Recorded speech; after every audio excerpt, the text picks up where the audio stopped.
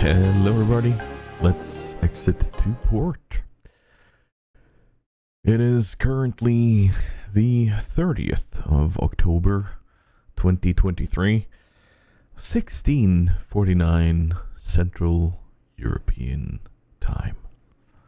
Notice the lack of Central European summer time because yesterday night, I do believe, or night until yesterday, I don't know, whatever. The clocks have changed. But one thing that never changes is the fantabulous gumption and joy in my wonderful co-host, Mr. Grumbles the Dwarf. How you doing, Grumbles? Hola, señor. Yo soy Grumbles. Okay. Not so consistent. I'm doing fine, thank you. I thought I'd just throw a spanner in the works right up front. Why not? I think you mean Spaniard. Yeah, that too. I like what you did there. That was good. So I guess we're just gonna jump straight into it. You threw a Spaniard in the works, and this is gonna be a weird segue, but hold on with me. And in Atlas, some people refer to the ships of the dead as the Spanish, but the Atlas didn't start there. It came from ARK, and ARK has released Survival Ascended, which is not ARK 2.0, but it's ARK with more makeup. Wow. First of all, I want to compliment you on that segue. And if I'd have known, that segue would have had its own chapter in our summary. You know, on its own timestamp. Honestly, maybe it should beautiful. have. Honestly, maybe it should. I was like, where is he going with this? He's lost it. He's reeling back in. Cast another grapple out. He's lost it. No. Oh, he's got it. Oh, what's this? I had full control the entire time. Honestly, I planned it right there. That's the worst part. It was beautiful. But I saw the road ahead of me, and I was like, you know what? Let's go for it. Yeah. Let's just jump into it. And speaking of jumping into it, you did. Yes, I did. That's good because I was going to do another side quest there and talk about the segue further. ARK Survival Ascended arrived with not much fanfare, and then all of a sudden, like, everyone got excited and agitated. It was so bizarre how it arrived because essentially the companies behind it are in really, really difficult financial and contractual obligation trouble. Mm-hmm. So they were kind of like, well, you've got this ultimatum and these legal deadlines, otherwise it costs you even more money, etc., etc. It's all relating to the server hosting companies and things. I'm not going to go into the detail. There's lots of stuff on the web about it, but it's quite fascinating to read the bits of legal documents and see the details. Anyway, ARK Survival Ascended, it was kind of like everyone had sort of given up and like, it's not going to arrive. There's no way they can get that done by now. And all of a sudden it was like, ta-da! And I was totally caught off guard because I really enjoy ARK Survival Evolved, the original, and also ARK 0.69, otherwise known as Atlas. And wait, hold on.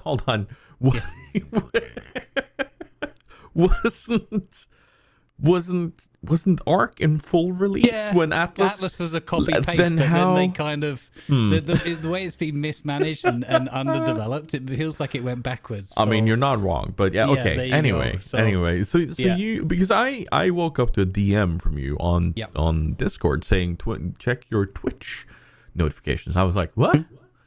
And then I went and checked. There was nothing there, and then you explained why. Yeah. And was this how you learned about Ascended being out? Yes. I got no other pings, nothing on Steam, no emails, nothing. I just got a notification on Twitch, which I'm renowned for missing anyway, because, you know, it's usually just this has expired or you've got to fill in a tax form. So I was like, yeah, whatever. And then I thought, well, I'll just have a look because I missed a key for Palia recently. And and it was like, ARK Survival Ascended. You have a key. Congratulations. I was like, sure, okay. It says you've earned a key. I'm like, wow, great. Hopefully whoever's key this was supposed to be won't miss it too much. Anyway, yeah, so that was literally the first notification I had about it. So good job, Twitch. And I was super excited because I love ARK, the original. Never completed the game or anything, but I just love the whole, building, running around, bit of RP, getting eaten by dinosaurs all the time, and being too scared to go into the super deep areas. Yeah, pretty standard survival stuff for me, really. And yeah, it is actually really good if or once you've worked out how to get it to run decently on your computer, because it is hungry. But the good news is that you can fairly easily, and a lot of this information is proliferating around quite quickly now on the web, as you'd expect, but you can follow a few simple settings in the console and do a few little tweaks to the settings in the menu, and you can get a pretty good result on reasonably recent systems. The 20 series. I'm not sure about the 10 series of cars from NVIDIA as an example, but the 20 should be okay. The 30s are definitely fine. I have a 3070 standard, so nothing super special there, and it does a fine job once I've put these settings in place. And yeah, it's ARK. It's only got the island map, the original map so far, but the others are coming along over time. Again, they've had to just rush this one out to beat all these legal deadlines and extra costs, we assume.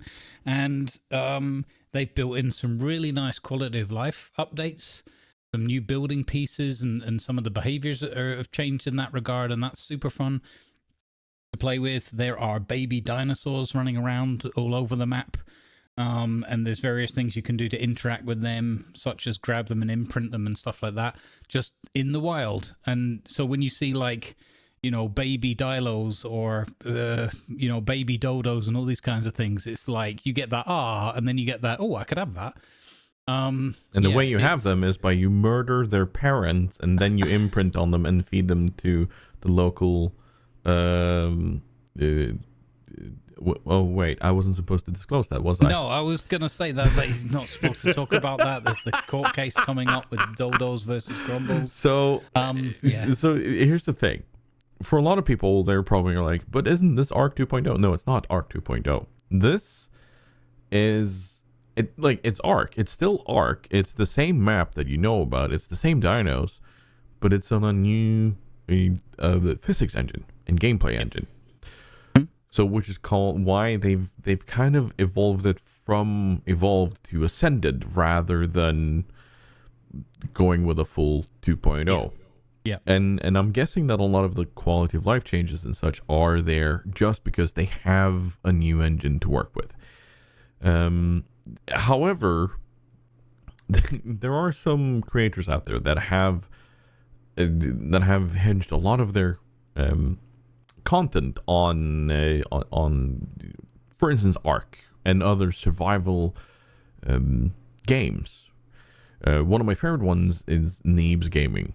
And they've done a lot of ARK stuff. Like we're talking, they've played through so many of the different ARK maps, and they've done tons of different mini series on it, like everything from a Survivor series and to a noobs versus pros at it, and they are no strangers to it. And 7 Days to Die, Conan, so on, you name it.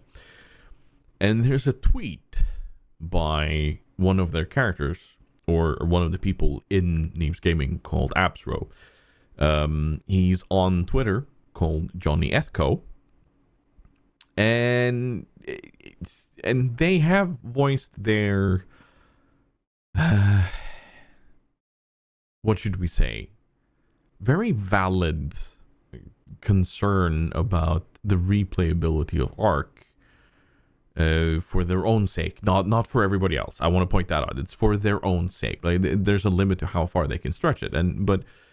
So he's gone out and he said, "There's a lot of lipstick on this pig, but I'm curious to take her out on a date."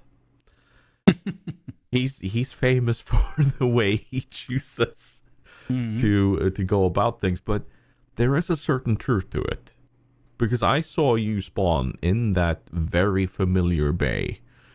That very, very, very familiar bay that I think pretty much everyone has touched at some point if you've ever played ARK.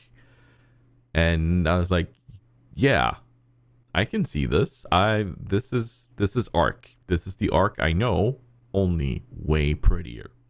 So here's my question to you, Grumbles. What sells you on this version as opposed to normal ARK?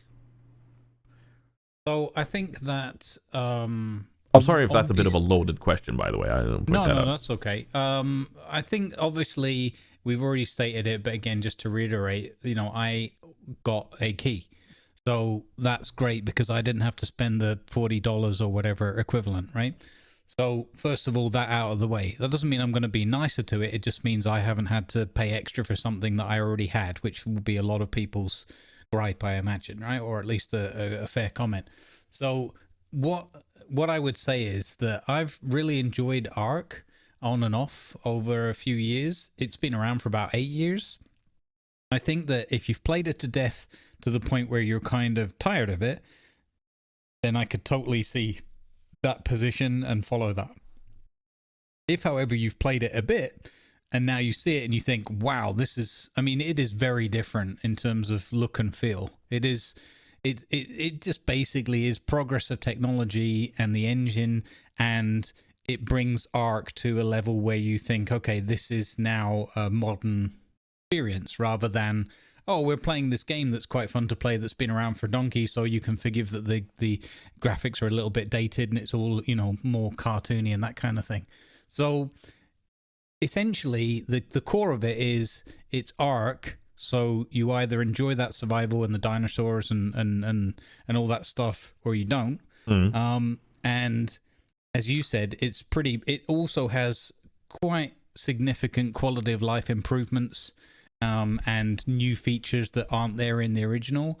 I would say there's probably some degree of a line between, your good old films you liked that have been remastered into high definition and beyond. There's probably only so far you can take that, but if it was a great film or a great experience, you're not unhappy that there's a remastered version or whatever, right? Which is different than a remake that might just trounce all over the original and not have the actors you like or whatever. So I would say this is kind of like a HD remastered ARK plus I don't know where to put it in terms of the new content. It's like, I suppose it's a little bit like, Battlestar Galactica, and then there's those extra side episodes or those like TV movies. And you don't have to have watched them, but if you do, it's the same thing, and you just get more content in that genre and in that world that you like. That's how I would look at it. It's like, it adds a bit of spice. Yes, exactly. Okay. They've got top quality like voice acting in it for all of the explorer notes you find and explaining the dinosaurs. You can also close them out and carry on, and they keep going. It's smoother in that regard. And once you and it also looks stunning even after, or in my experience, even better after turning off a lot of the features that are kind of either not polished or just not to my personal liking. Very good. Very good. No, I was watching for a bit there while I was lurking and doing my thing. And like the only thing that really got to me while playing ARK was the building system. Now, I didn't really get to see you get into the building and so on. So here's part of an important question for me. Has building become better because of the new engine? So my experience, which is still somewhat limited, but I've built myself a nice little fishing hut in the meanwhile, on the new DarkSide server. It is quite significantly changed. So instead of it being each individual item and they kind of do what they say on the tin, it's now a mixture of some discrete items, but many items are like, you create a wall and that wall can be adjusted to be a doorway, or a window frame, that kind of thing. They've thrown in some nice like bonus pieces, like there's a wall piece that's basically a sliding or revolving door. It's super fun, and it fits perfectly, so you wouldn't know it was a doorway. So you can do those kind of shenanigans. I would say that the frustrations of where to place the piece and all that kind of fiddling with your Q key and all that and just shifting it around, that is still there in an extent, but in a different way. It has a new snapping system, and the great things with that snapping systems are, one, it's based kind of on a crosshair, so it's the piece you're looking at is where it's trying to snap to. So instead of it's just like this is randomly the nearest snap point, I think, when you say I'm not looking anywhere near that, it's literally based on where you're looking and aiming at. So if you go to snap something to another roof piece, it will give you the various options to press the Q key through for that roof piece and its snap points. If you look at the wall to the side of that, it will give you the snap points for that wall, and so on and so forth. So that's pretty clever. That already sounds a lot better to me, because the snapping was part of what almost made me snap, for the lack of a better word. Because I was trying to build a very simple bridge across that little bay, and I was about to absolutely go and axe murder someone. I wouldn't, for legal reasons. I wouldn't. I just point that out. So no, it was just it drove me insane. Yeah. So what you'll find now is that and I'll try and showcase some of this later in the week when we do some more. And what you'll find now is that the snap points are, they feel sort of more manageable and more purposeful for like what you're aiming at and where you're trying to snap something to. But some of the pieces still offer you, maybe, 6 or whatever or more snap points. So the game you can also be looking at a pillar, and if you're looking at the top of it, it shows you that as the first choice. And if you're looking at the bottom, and so on and so forth, and then are you adding a piece that's horizontal or slanted, vertical, that kind of thing. So there's a bit of a learning curve of like, okay, now I've got different snap points to work with and a different snapping mechanism. Once I get my head around that and I've got familiar with that, then there'll be some of the, jigsaw puzzle kind of building to be done. But it feels overall to me like a lot less, or you've got more options, so it feels less frustrating, which sounds a bit contradictory, but it's kind of like, oh, you see things and you're like, oh, I can do this. Oh, this goes there. I'll to give you one really good example. They have quarter walls and quarter ceilings now. And the quarter wall also is where the railing is hidden as one of the options. Not hidden, but was one of the options. So you press the R key to change from the variations of that piece gives you. When you get it to the railing, you can not only do the railing and point to different areas, it will also automatically slant or slope if you're looking at, say, a sloped roof piece and you want to hang it off there. And you can do that above or below, and you can flip. This is a great thing that they've added. You can flip pieces how do I describe this? You can flip like standing pieces. So instead of it being you're looking at the inside or the outside, with a fence piece, you've got the legs and you've got the bar across the top. As if you picture a simple fence, when you flip the fence piece, it actually sits on the bar at the bottom and then has the legs going up in the air. And you can build on top of that.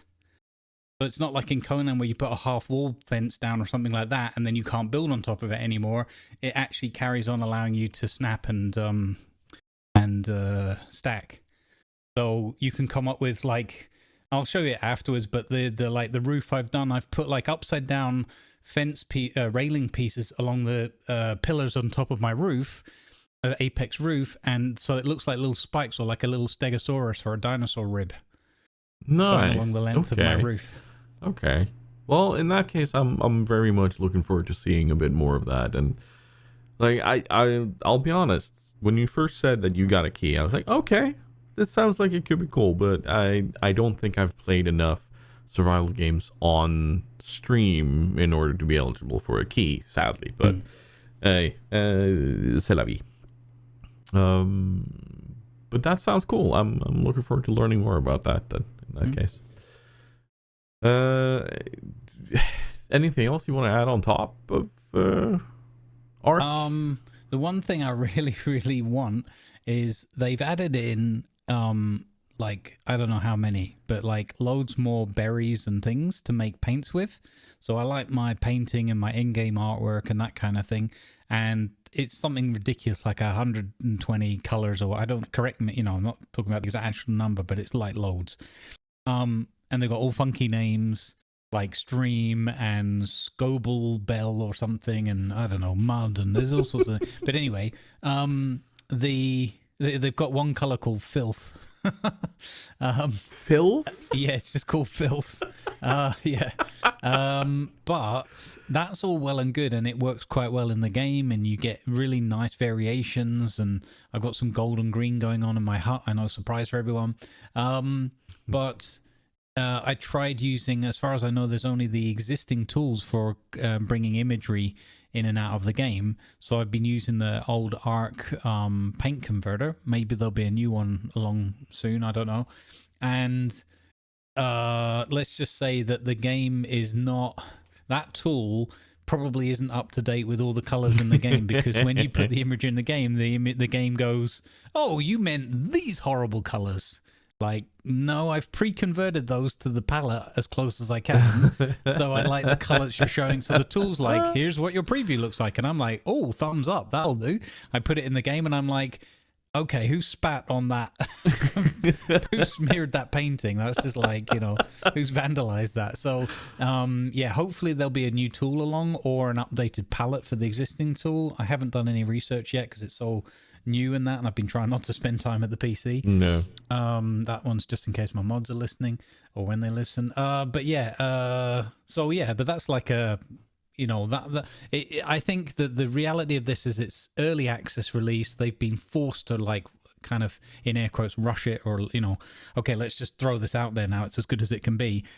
They've been doing a lot of work patching. There's been about 4 or 5 patches since it went live, which in the one hand you say, oh, that's not very good, but actually EA game and that, and the things that they've patched and that seems to be working and bringing improvements. So they look to be very active. They look to be on it. Apparently their community team is actually sort of actively engaged. Oh, I've seen evidence of this in one YouTuber I watch who does a lot of building work. It's basically, in most of his channel is based on, like, I build stuff in ARK, because he's just really good at it.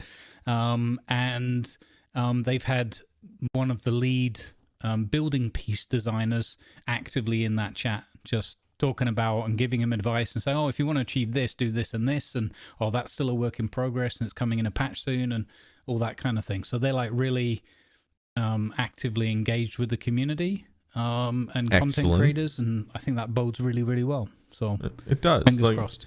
I mean, for one of the better places to ever pick up any sort of inspiration for things you like the community might want to change, it is literally to go to those channels, to those creators who can kind of say, okay, with authority too. Like, they sit there and they've played it so much that they kind of know that just a tiny tweak to this, or a change from this to this, is a reasonable thing to listen to.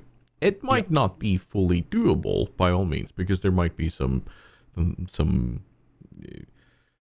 tank traps in the way there. But yeah, like, at least going out there and reaching out and talking to them and communicating through them is a very good way of doing it. So yeah. Good on them.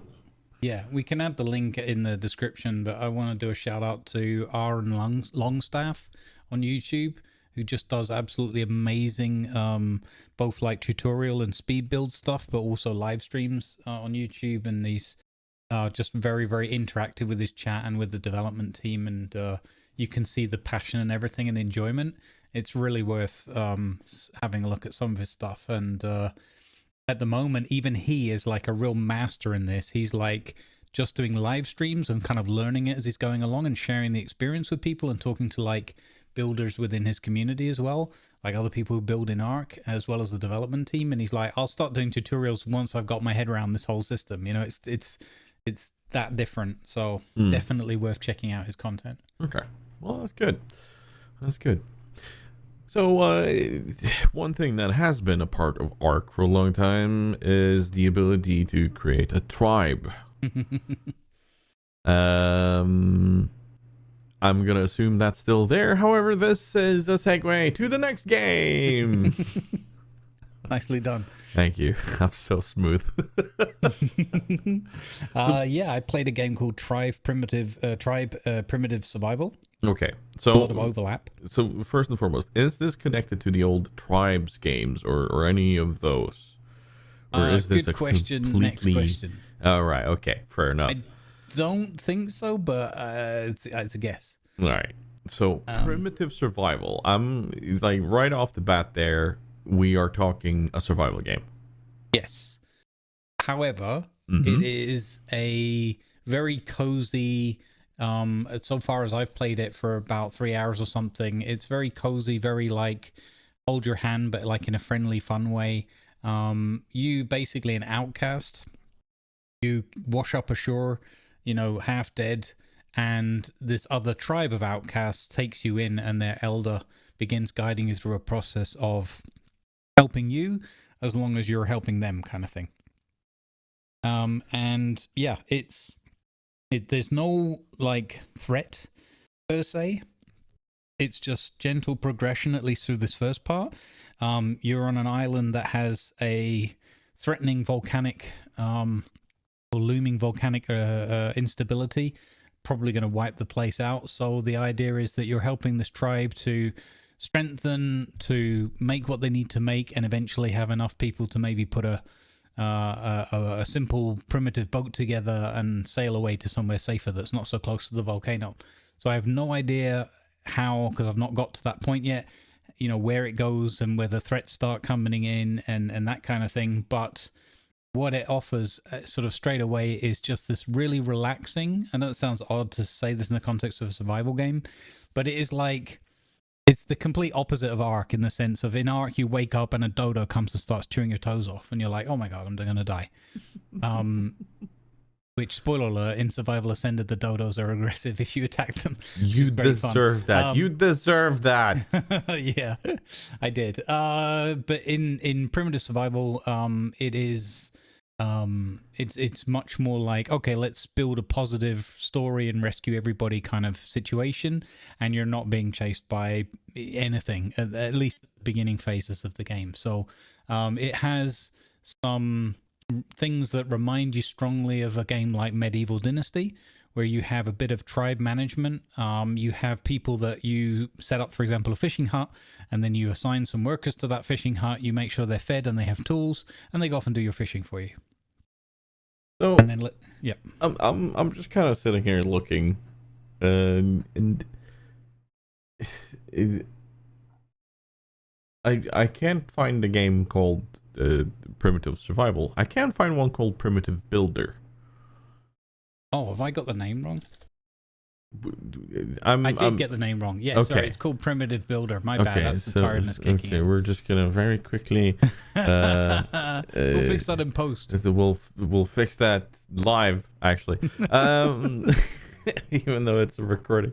Something was bugging me with the whole primitive survival thing, but I didn't know what it was. And yes, Primitive Builder. Sorry. Yeah, I'm guessing you had Survival Evolved and Survival Ascended in the brain while you were talking. Yeah. So I'm with it. But I'm looking at it on the Steam store page, and the Steam store page opens with the sentence, "Relax while you're exploring the beautiful, realistic island Exile."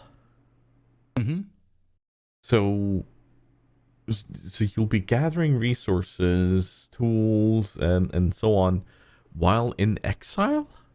Yes, so you've been exiled. So essentially, your original tribe think that you're some kind of troublemaker because you've had premonitions and you've seen things that, going horribly wrong and whatever. And so it being an era of, the wind changes, the gods must be angry kind of circumstance. Right. You're basically seen as being the omen of ill, and therefore you're the one making the gods angry, so we're going to throw you out to sea and good luck. Right. Okay. So you then join up with a bunch of other exiles led by their elder, and I wouldn't say they're to the point of like, well, you know, we believe entirely differently or whatever, but they've had to deal with life in exile and come together and have strength, you know, supporting each other. And then there's an element of it where you have a vision. You're sent off to like look for these various altars and things where they pray and perform rituals. You perform a ritual, you have a vision, you tell the elder about your vision, and the elder is kind of like, oh wow, there was a prophecy that this would happen at some point, so you're the one, kind of thing. And off you go. Right. Okay.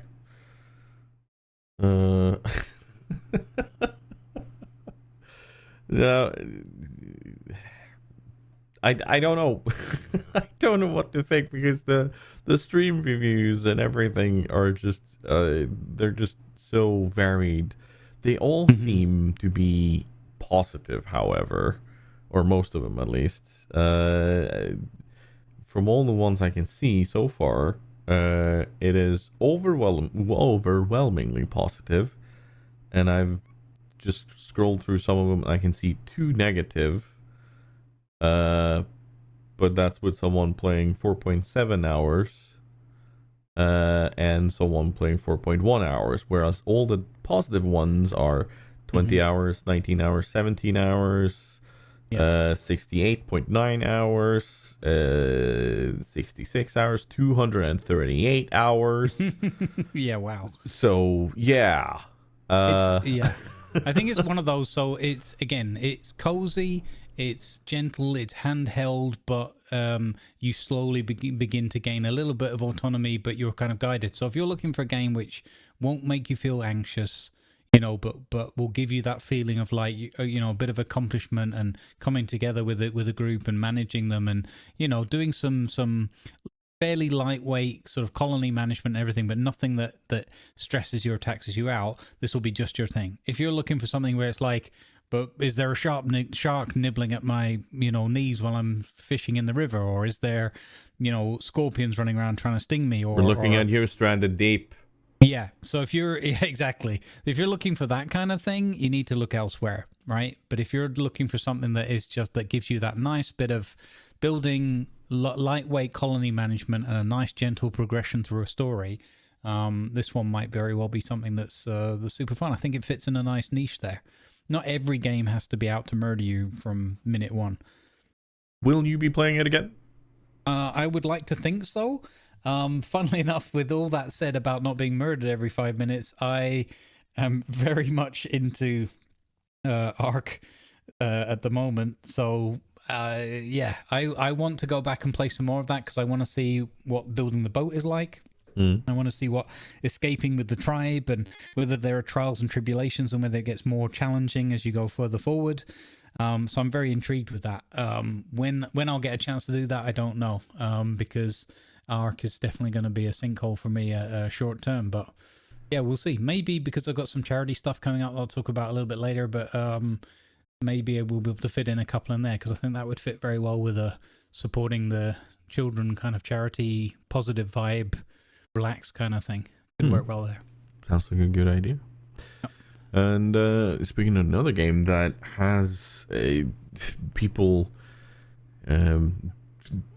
not divide their attention, but rather focus their attention on something, I've seen a lot of news recently regarding Foxhole, where on one of their servers there was a battle that lasted for 48 hours,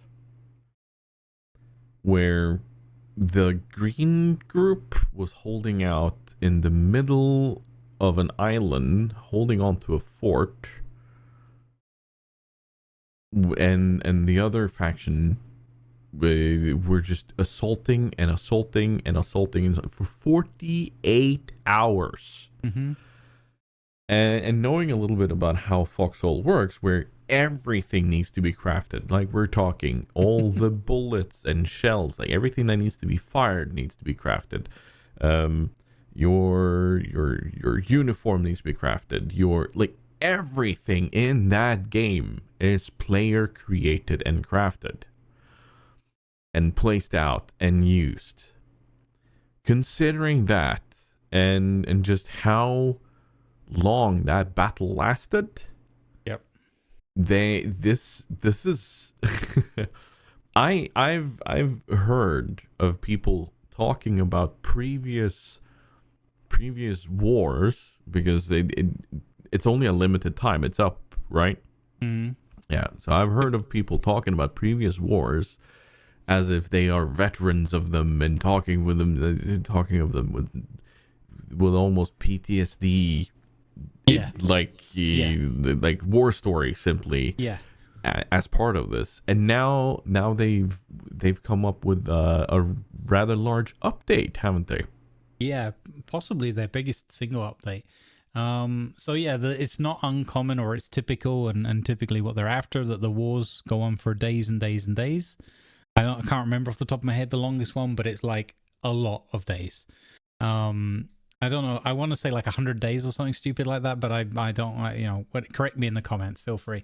But anyway, very, very long wars, and these individual battles, like you said, Foxhole is essentially a war of attrition between a bunch of geeks and nerds on either side, trying to just out craft and deliver and outshoot each other, or whatever, gun each other. And it's people, they go way deep on this. Some of them, I like to just drop in. I'll do my little bit where I can, and a lot of that is what keeps it going, because especially logistics, transporting things around, crafting things in the back line and moving them up, putting defenses in place, all that kind of thing is all really valid and really important, because you're essentially in a war of attrition each time. It's just which side is going to eventually crack and give in, or whatever. Yeah. So this naval combat update is fantastic. When we played a while back, one of the comments that myself and others were playing together with was often like, man, I wish there was more stuff to do with the naval, because there's lots of naval spaces on the map, but there's very limited. They were like artillery and then very light gunboats and things, and transport boats, and that was it. And I was like, man, imagine if they had like battleships, or however you could do it, within a certain scale. And that's exactly what they've done. They've gone away and they've developed this huge naval update, and they have battleships, they have kind of cruiser style or destroyer style, they have submarines, and it's full on like, go below the water, you need a crew of at least 5, I would say, to run it. The submarine, probably 8 to 12 is comfortable. You have to communicate well, you have to kind of have a general gist. You don't have to be like a full-on naval warfare expert or anything, but like knowing your port from your starboard and when to go up and when to go down and that kind of thing is definitely helpful, and something you have to get the hang of. It's really, really fun, or really, really immersive. It won't be for everybody, because you need a big group, for example, to run any of the bigger ships. Even for the submarine, you need quite a big group to get 5 to 8 to 10 people who can commit and say, okay, we can play together for like an 8 to 12 hour session or something, so that we can get something meaningful done. Never mind the time of crafting all the resources and making the thing in the first place, which thankfully Edward from Damien's community did all of that work for us in advance, and it took hours and hours of dedication and that. But he really likes to get into the numbers and work out how to do things efficiently and how everything works and stuff. So he was like, leave me alone, I'll work it out. But yeah, we thanks to him, we got to launch and play around in the submarine, and it's just really fun. In that context, so if you're looking for immersive and just really drawn out, but like in a hopefully fun sense, I'm sure a lot of people do get genuine PTSD from it, because I remember when we were playing in the land wars, it was like, this is where we're going to build Barovia and our bunker and everything. This is the line. And you'd go to bed, you'd spend all day playing it, you'd go to bed, you'd wake up the next morning and it's gone, because there's been like a artillery strike, or just overrun by tanks, or the front lines moved way behind you, so you're actually isolated because they just went round you with ships and landing craft and things. It's a pretty intense experience, but it's super fun. It's a bit fiddly to get the hang of it, like with that isometric kind of view and everything, but like anything, you pick it up reasonably quickly. Because the view is very top down, and like it's not complete old school GTA top down, but it has a very elevated third party view, slightly from the side, but like, how do you control a sub like that when you're underwater? Like, how do you see where you are supposed to go to do stuff in your post? Like, what? Yeah. How does that work? So in terms of moving around the sub and moving to different posts and that, it basically just gives you like a cutaway. So you see where you see like the ship and the interior cut away. So the same as when you go into a building in those kind of games where it cuts the ceiling away so you can see where you are in that building. And I think if Foxhole, if I remember correctly, it basically removes the whole, like you go inside a bunker piece and that ceiling for that area is just gone, but not the adjacent bit down another wing. You'd have to walk down there and so forth. And it works like that on the submarines. Obviously, it's a smaller scale. So you see this cutaway and you see where you are moving around the ship, and then in terms of moving, the helmsperson only sees reasonably short distance all around them, and so they have to rely on either somebody in the periscope or somebody on sonar or both sonar, pinging and that and letting them know what's around them. Right. Otherwise you literally will just like steer straight into a dock or a bridge. So is there any depth other than like surface, periscope depth and dive, or like are there multiple depths? Yes, there's multiple depths. You basically have the fins, so you can control the dive plane and all that kind of thing. You have emergency, central, and like forward ballast tanks. So you can control the rate of descent or ascent, and getting it level is quite fiddly while you're getting the hang of everything. And then you've got the helm with the speed and rudder shift and all that. You can also have an engineer change the rotation of the screws individually, port and starboard side. So if you wanted to turn hard to port or starboard respectively, you can turn the screws around on one of the reverse the screw. So that's an interesting element of the mechanic. But yeah, you kind of, depending, like when I was helming the submarine, it was like, I'm kind of blind here. I need regular updates, like, is there anything ahead of me? Where are we headed towards? What does sonar tell us about any other vessels that we're getting a ping back from? Then you've also got, Tiger, the fact that you run underneath water on the batteries, and they can only recharge when you come to the surface and come to a standstill, which is a game balancing mechanic. Right. So you have to let them recharge. When you're moving on the surface, you can burn heavy fuel, but that heavy fuel burns fairly quickly, so you'll have to think about, well, how far do we want to go before we need to go back to base or find another location, another dockyard to refuel at, and that kind of thing. So there's a lot that goes into it. Kind of have to see it and arguably even play it to kind of get the full gist of all the things that are going on, but it's very immersive in that regard. Right. Okay. Shocking that sub is immersive. Last question regarding that sub. Yep. How well does it work to park a bus on it? Funnily enough, not as well as I would have hoped. Probably about as well as I expected. I want to point out the language Grumbles is using right now. I thought I could get the bus on the front. It looked like it's one of those. It looked like it would fit, but in hindsight, it just ended up in the drink. I didn't do very well with the second smaller vehicle, but I felt like the third one had a pretty good chance. The Jeep had a pretty good chance of stopping. Okay. So yeah, you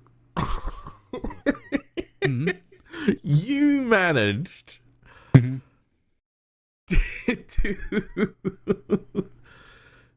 to lose a bus. Yeah. And yet somehow you thought, you know what? I probably just misjudged. Let me try to park another vehicle on it instead. Yes. So you went back, you got a slightly smaller vehicle. Yeah. You then tried to park that on the sub. Right. Yeah. When that also failed, Sorry, Yeah. I'm smacking my microphone here because That's okay. I'm gesturing back and forth here. I feel like So you're what- like slapping your forehead against it because you're like, I not can't believe this far guy. off it. Yeah. So when that second one failed, Mm. you then thought, you know what? Maybe it's the actual size of whatever it is I'm using here. I'll try something even smaller. Yeah. Could it be, and hear me out, Yeah. that subs are not fit to be parked on at all? Maybe. It's based on evidence and a current score rate of 0 from 3 attempts. Yeah. I would say that your argument has some merit. You know what? You know what? In other circles, that's called empirical evidence. Now, look, hear me out, right? There's two other things that I think need to be thrown in as evidence, Your Honor. Okay. One is there was a significantly larger vehicle, a big cargo crane in the vicinity that was working and fueled. I did not put that on the submarine. So I wasn't being just outright stupid, right? In my opinion. Right. And secondly, there are the theory with the ever decreasing vehicle scales is that there is a vehicle which you can't build, but you can stumble upon over time. They spawn in randomly in active areas, a bicycle. And my idea is to get a squadron of bicycles parked atop the submarine and experiment scientifically to see whether we can submerge, appear behind enemy lines, get the Barovian troops onto their bicycles with their explosive satchels, and, you know, head in and knock out an enemy shipyard, that kind of thing. I am officially curious to see how well that will work. And I'm looking forward to the update on this. Can we, like, if any of the devs are listening in, can we increase the spawn rate of bikes around Grumbles, please? Because I need to see this. A 0.69 increase % on spawn of bicycles when a submarine is in dry dock in the area. Just for reasons. That or give Grumbles access to like a dev server or something where you can play around with it. Because, we need this science done. Mm-hmm. So that poor Damien, aka Who's Gaming Now, doesn't have to sit there and shake his head and be frustrated that a bus just went overboard. That's a sentence that shouldn't have to be said, by the way. No, but it's a good sentence. I like it. I mean, yeah, fair. His biggest kind of frustration or like the thing he couldn't believe the most was that I was so in the moment in the bus, because that was my first vehicular versus submarine attempt, or land vehicle, that I kind of forgot that I needed to get out of the bus. So there's a moment of panic where I'm sort of talking and then I take a breath, and then all you can hear is Damien going, "Get out of the bus! You're gonna drown! Get out of the bus!" And me like, oh. And I got out like moments before the bus exploded under the water. And you can't swim very far. You get exhausted. It's another balance mechanic. Right. So I only just made it back to the submarine to scramble back aboard the ship before I drowned. Right. Okay. Well, I mean... that would have been fish food. Once burned, twice shy or something? Something like that, yeah. So... Should I just go with the segue I have in mind right now, or go for it? Okay. I just want to see what you've got. Yeah. So, and not unlike others that were once burned, Icarus. Speaking of people that got burned by flying a bus too close to, anyway. So there's a lot of burning going on in Icarus when you're around. But I was actually thinking of Icarus, the character. But let's just talk a bit about this, because Icarus was a game that arrived on the scene fairly early in this whole survival genre and set up an interesting premise. The idea is that you dropped on a planet, you have a set amount of time to do something, as part of a settler program. It's kind of like terraforming gone wrong. Yeah. So you have a set amount of time to do some tasks and try to help the terraforming continue on and go on and do the thing. And at first, that wasn't like it's an okay premise, but I think they lacked some structure around it for that to be really working. Like I can imagine that being a thing where in the what's the engine called? Doesn't matter. But like a more developed game where you introduce that as a mode could work very well. So just a tiny bit more structure around it, and I think that premise is very, very cool.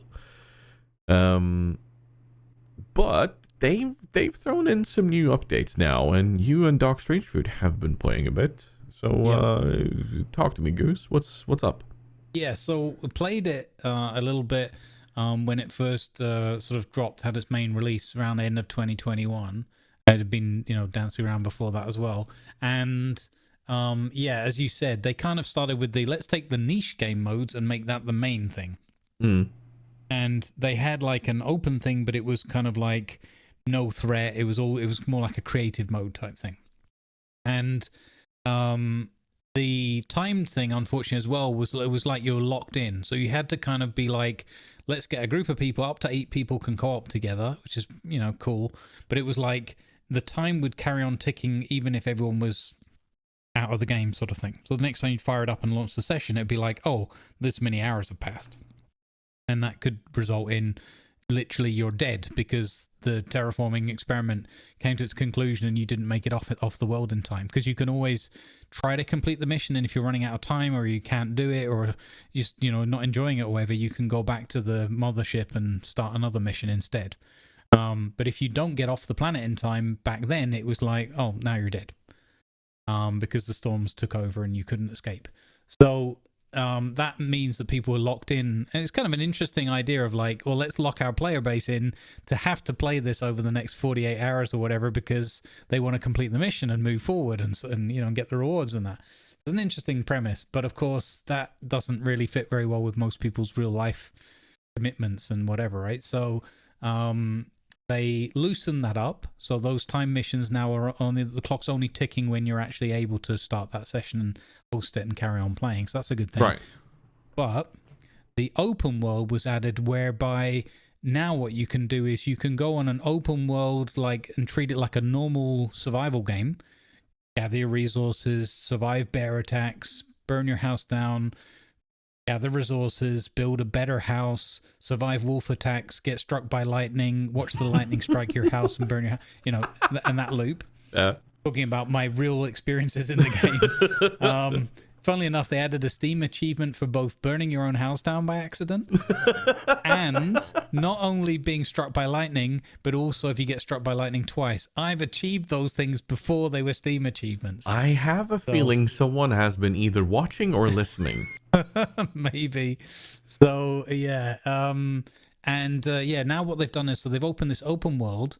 So you don't have any time constraints. You can host a session. I think what Doc said to me, I need to double check with him, but if we're using the power of the Steam cloud, it seemed like he was getting enough data that he'd be actually able to host, that session and carry on playing in that session. Oh. I don't know how that syncs back to me, or maybe he has to host the next one because he's got the most up-to-date data and mine, replicates over the bits that it needs. But that was very interesting. I don't know the exact technical details of it, but if that is how that works, I think that's pretty cool if you stay in touch with each other and say, look, I'm sorry I can't play the next couple of days, but you carry on, and then you host it next time and I'll catch up and so on and so forth. And that's a pretty cool mechanic. In the open world, they've now added more in-depth crafting, more variation, lots more like building pieces and types of buildings and stuff like that. And they've also done quality of life improvements.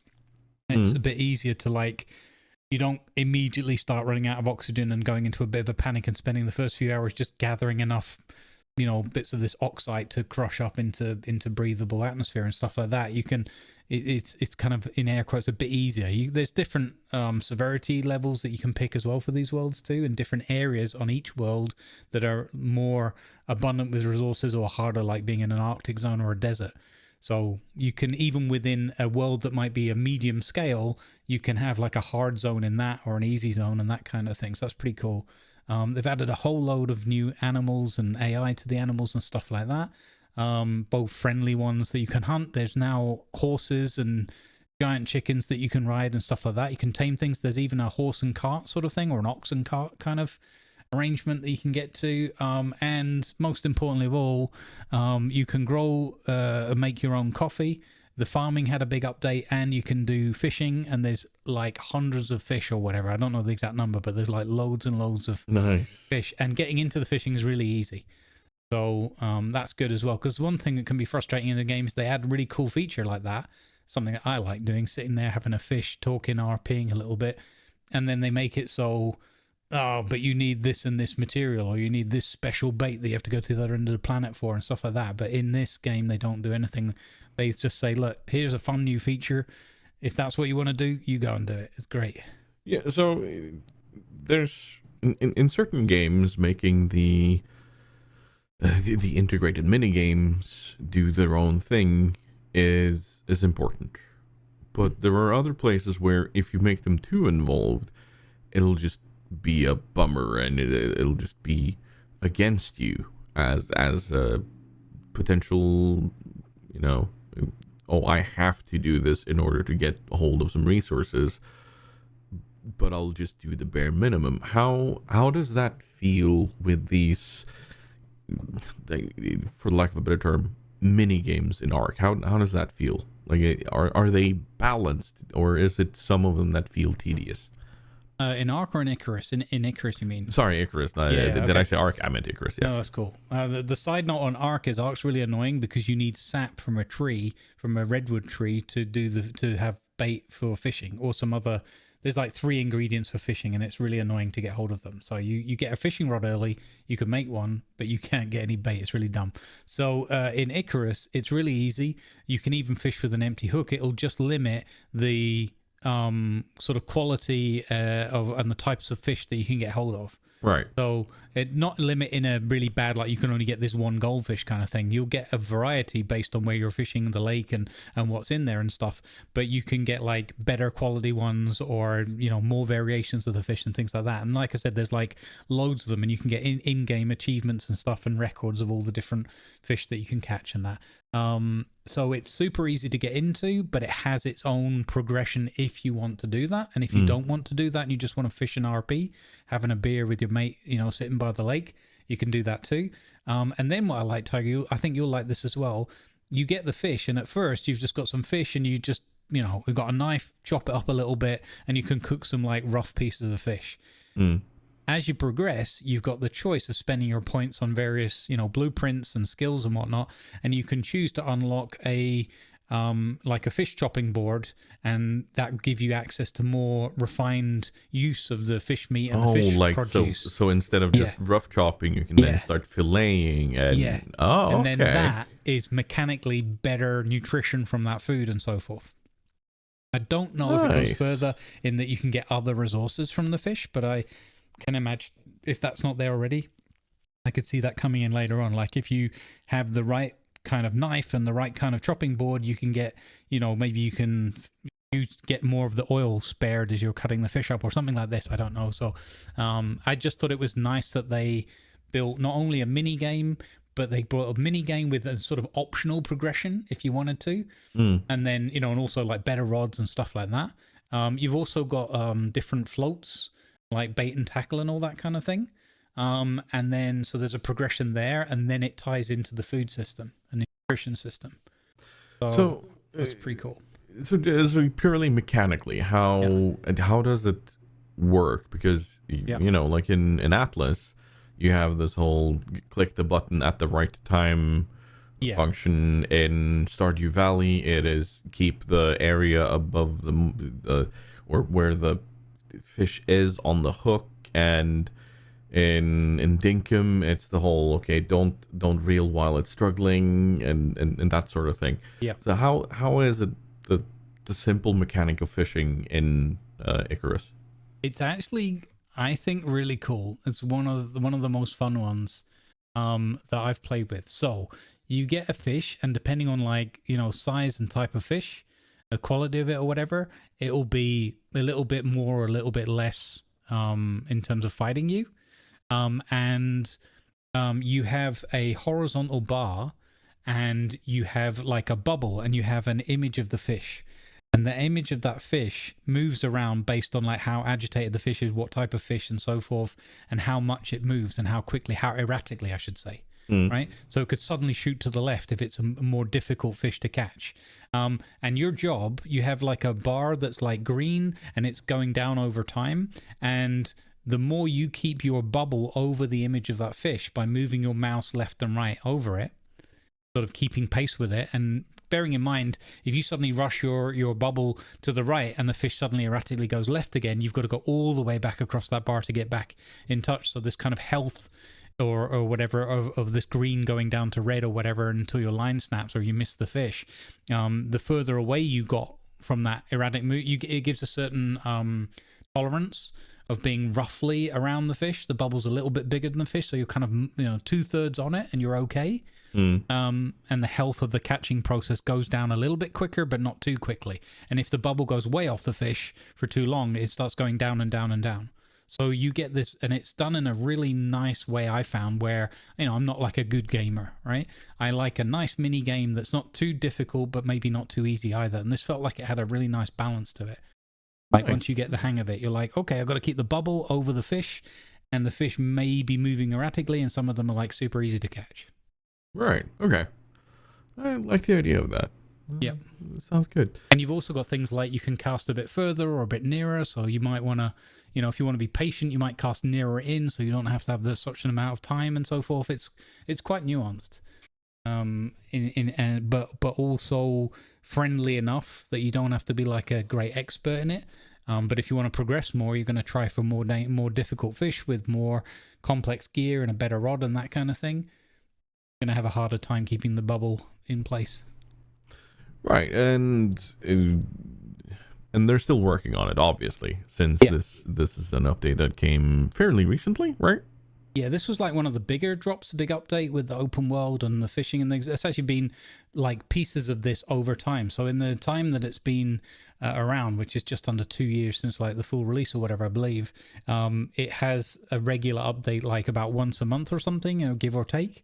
And it's usually something like a few little bug fixes here and there or quality of life things. And then it'll be like, oh, and we've added like these 2 fish, or we've tweaked the bear AI, or, you know, you can now build these kind of roof pieces. But they also add like, here's a new mission type, or here's a different variation on this theme where you've got less time, but you get possibly a higher reward, you know? So you might need a team of 4 to do this comfortably because it's got less time to it and that kind of thing. So they've got lots of, they do like, it's almost like a monthly, like this is the mission of the month or whatever kind of thing. Yeah, okay. Nice. Well, it's going to be fun to watch them continue the development there and see where they go with it. Because Icarus was definitely a game that I held my eyes on when it first got announced, but I kind of got steered away by the initial reviews of it. Because people were like, was this really the thing we wanted? But now it's starting to sound like they're getting more and more towards what I would want to see from it. So yeah, might have to go ahead and pick that up at some point.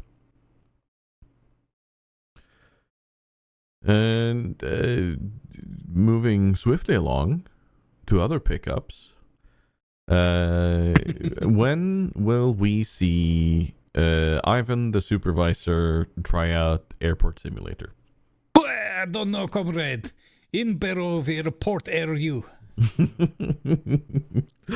So, I've played Airport Simulator. I was actually approached by WeHype, an organization I'm tied to, that they were the ones who secured me the Angler key and sponsorship, and I'm very grateful for the cooperation I have with them. And they reached out to me and said, "Hey, this game coming out here, we think this will be a good fit for you. Would you want to try it?" And I was like, "Yeah, sounds like this could be cool for a one-off, to have a bit of fun with."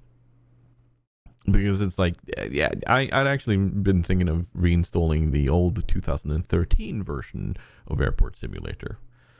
And I was looking at it, and then I checked out the Steam page, and I saw the release video from the devs. I was like, okay, this is clearly people that see what their game can be for upwards of 4 people.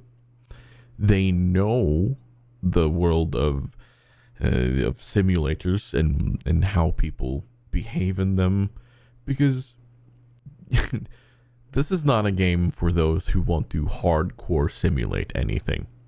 Like, you could probably do it if you wanted to, but yeah, it's one of those classic simulator games where you know that it's a passion project by someone, and I jumped in on it, and as soon as I started seeing the video, I was like, okay, and I reached out to Stats, because he has also previously been involved with WeHype, and he's also been playing a lot of Microsoft Flight Simulator, is it called? Jesus. So I said, "Hey, you might want to check this out." And he looked at it, and then he pinged me and was like, "This has multiplayer," because I didn't know at that point that it had multiplayer. And I was like, "Ooh, hold on, okay. Are you able to get a key?" and we both kind of expected a bit of a laugh for an evening, but honestly, as we played more and more of it, we were like, I want to see more. I want to do more. And the other day, Stats went through his tutorial, which took him 3 hours to actually complete the entire tutorial. And he fully enjoyed it, and then he said, "Yeah, this has great potential. There are a lot of giggles here." And I went to the Steam page, and I saw, okay, they have released not just one patch since it first came out on the 19th, but 6 or 7 different patches with both content and also bug fixes. Oh, nice. So, and the cool thing is here, there's a Steam integration, Steam Workshop integration, meaning people can make their own missions, they can make their own skins for airplanes, they can probably make their own airports. Oh, wow. But definitely both mission types and airport skins or airplane skins. Yeah. And there are also official partners. Norwegian, okay, which is an airliner in Norway that flies around the entirety of the globe, is an official partner of them. Oh, wow. So they have some big backers. Yeah. And they have real airports. And I was like, okay, I'm actually on board here. I want to see where this goes.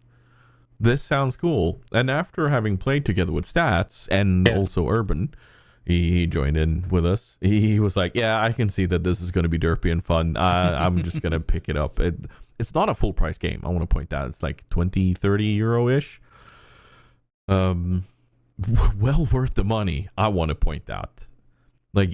I was given a key. I was sponsored, but I also would be honest. If this wasn't a thing that I would want to play or do, I wouldn't jump on it. Yeah. If this wasn't something that I believed in, I wouldn't talk about it. So I will fully say, for that money, you're gonna have a lot of fun. But yeah, playing together with stats, we were like, we need to get Grumbles in on this. Because we want to have Supervisor Ivan kind of guide us around and choose the jobs and tell us what tasks to do, and yeah, and just to see how that goes. What could possibly go wrong? What could possibly go wrong? So hopefully sometime in the future, after I'm done with my assignment, which is due Sunday, I'm hoping for us to be able to do something with that. I look forward to it. Because I think it's going to be fun. Ivan, wait your call, comrade. Best airport. So we have right now, as of the recording time, we have 4 airports. There's one in the Faroe Islands, called Vagar. There's Keflavik in Iceland. Then there is Key West in Florida, which is also a fairly small one. But then there is the main airport in Warsaw. Yep. So fairly large. Many different tasks, many different things to do. 2 main type of airplanes. So you might actually need to know how to deal with each of them. You know, how to hook up the ground power unit. Are you using the correct ground power unit? You know, is that sort of stuff. Yeah. So I can't see Ivan getting that wrong at all. But actually, that main airport in Warsaw, which I don't even remember now because it's so many years ago, but I've actually flown in there for business once. So it might have even been that airport. Who knows? And they're actually one of the partners as well, listed on the site. So Yep, they are. That's cool. So I'm hoping to see more from them in the future. You know, maybe even see smaller airports around Norway. You know, part of this short what's it called? Short airfield network, we call it. Kortbanenettverk, whatever. And sounds like where dwarves land. I mean, you're not wrong. And just all of these airports around the world. Like, it would be so much fun to hook this up to an actual flight sim where the flight comes in and then people in the separate game are kind of doing their landing thing and doing the hookup, the ground power, the passengers on off, bags on off, and then send them on their way. Imagine how bankrupt Ivan's airport's gonna go when he's constantly failing flight pre-checks. Like, I'm not gonna say anything, but me and Stats might have held up a flight going to Paris for about 2 hours because we couldn't figure out where a certain flap was. There you go. We were just kind of looking at it, like, so where is this? Where? And like, passengers haven't been let off yet. And I was like, oh lordy! And other flights were landing. No. Sounds glorious. It was a lot of fun. So yeah, I can fully recommend it for the price, and especially for those who like that kind of simulator, you know, the construction simulator or farming simulator, like all of those games, they share a certain crowd, and I love that crowd to bits. Except for certain tryhards, which take it way too seriously. We had one guy coming in while we were struggling with figuring out a task.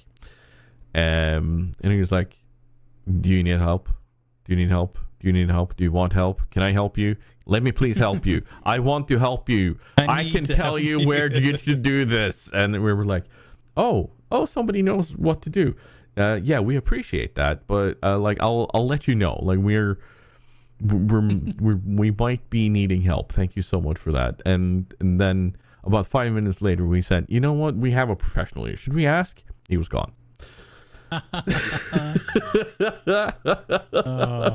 wasn't the content he deserved, but it was the content he got. I think it was probably the content he needed too. Yeah, because probably. some of them need to, you know.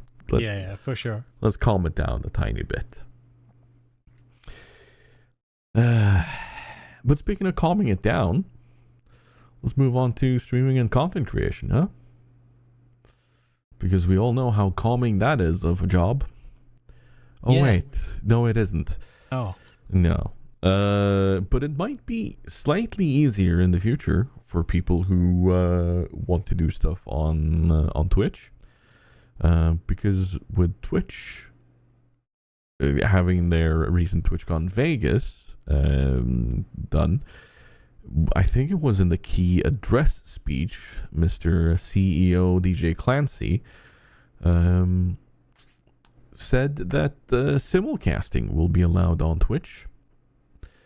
And that goes for everyone, not just certain partners, not just affiliates, not just those who are unaffiliated. It goes for everyone. Mm-hmm. Except for Carnage, apparently, because he still has his own contract. And there are a few of them that has that, but I'm guessing those contracts will be reworked very soon. Also, but yeah, I don't think Co has too much to worry about. No, but he still wants to be able to reach that, you know. It's that thing. Yeah. But he and very many others have talked about this. And when I first started out on Twitch, before I became affiliated, I had simulcasting to YouTube. And it was great. Because I had software that allowed me to see both chats. I reached so many more people than just the one channel. And that's something that people have brought up, you know, as part of the idea of simulcasting. Twitch have set some limitations, naturally. You cannot stream to other platforms with a higher quality there than on Twitch. And initially that doesn't sound too bad. But when you start taking into account that that Twitch has a 1080p limit, there are a few channels that are allowed to stream in 4K, but I don't think anything above 4K or above HD is allowed, or even like you might be able to do it, but you'll be transcoded down. I think there's an actual technical limit to how high you can go there. Feel free to arrest me on that, because I haven't read on that certain part too much. But YouTube by itself innately allows 4K and above. And YouTube has transcoding for everybody. Transcoding might be something that people are unaware of, but it's something that is guaranteed for partners on Twitch. And that is the ability for you to click on that little cogwheel and say, I need to watch this in 160p instead of 1080p. And that's something that is guaranteed for partners, but not always there for affiliates. And with YouTube always having that available, that means that you could stream in 4K, and people could still choose to watch it in 1080p or lower if they need to. But unless you can actually stream to Twitch in that same quality, then that's kind of lost. There's also something about them not allowing you to combine the chats. You can't have any sort of link sending people back and forth. So it's not quite where we need it to be, but it's a whole step further closer than we have ever been. Yeah, I think it leaves an overhead with the broadcast, with the streamer, for sure. But yeah, it's still opening up a big, an additional huge, viewer base potential. And other revenue streams as well. So I think it's a huge and welcome thing. I think that for the most part, the guidance and limitations they've put in place kind of make sense, because they can't go, huzzah, you've built up here, we've got this relationship and this contract together, and now you can just clear off and do whatever you want anywhere else. They don't want to make that super easy, or make it too tempting for people to do, because that would be, this is already a big potential risk to some of their business and the longevity of their service. On the flip side, I think the amount of resistance or people feeling disgruntled and restricted by what's there probably outweighs that, and that's why they've opted to do it. So I think it's a great step in that right direction. I think that the tools and everything to make this easier for streamers are only going to improve over time. There's already at least 3 or 4 different options and routes you can take. There's plenty of stuff you can research and good videos online where you can kind of start learning about this stuff. I'm on that journey right now myself, starting to learn about it. I was hoping to be ready to do some of that this week, but it's not possible because I've got a charity event and other things that are just taken precedence. But I will do some soon, TM, or I might even just do discrete YouTube streams just to kind of build that channel up a little bit and build my presence there. We'll see how we do it, because I'm a little bit worried myself about handling 2 chats in parallel, and also the fact that YouTube chat could be very different or might not necessarily give people the chance to come in and learn the vibe the way the Twitch communities work, but we'll see. But yeah, very welcoming of this change, and it's a good one. It means you can just relax, and you don't have that feeling of like, oh, should I do this? Am I allowed to do this or whatever? It just makes it a lot more straightforward. Yes, the limitations and guidelines are there, but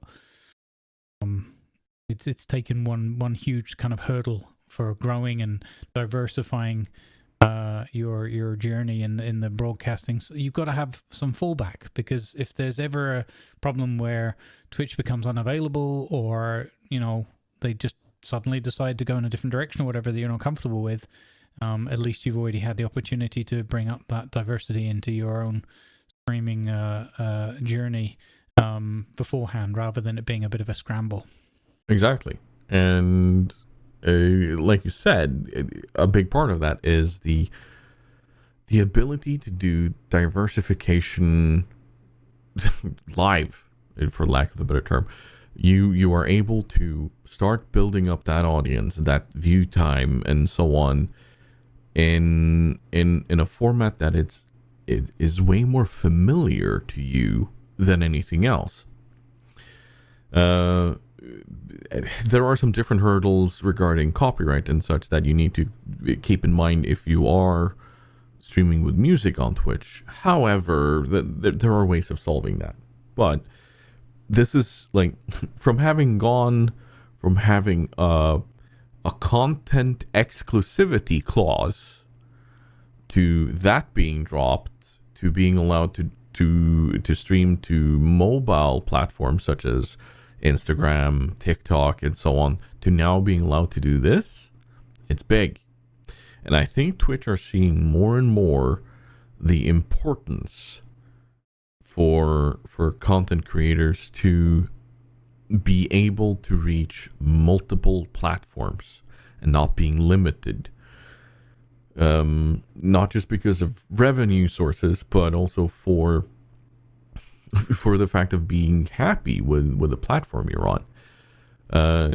Like the ability for me to stream to YouTube again is very cool, but not necessarily for my main channel, but more for Live from the North, because I think Live from the North could really enjoy being on both Twitch and YouTube at the same time. But yeah, it's like you said, you're reaching a completely different audience, and that in and of itself is big.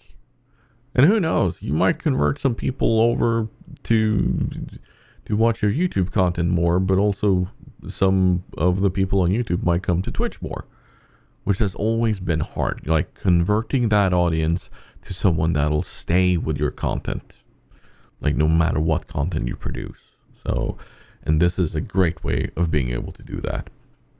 Yep.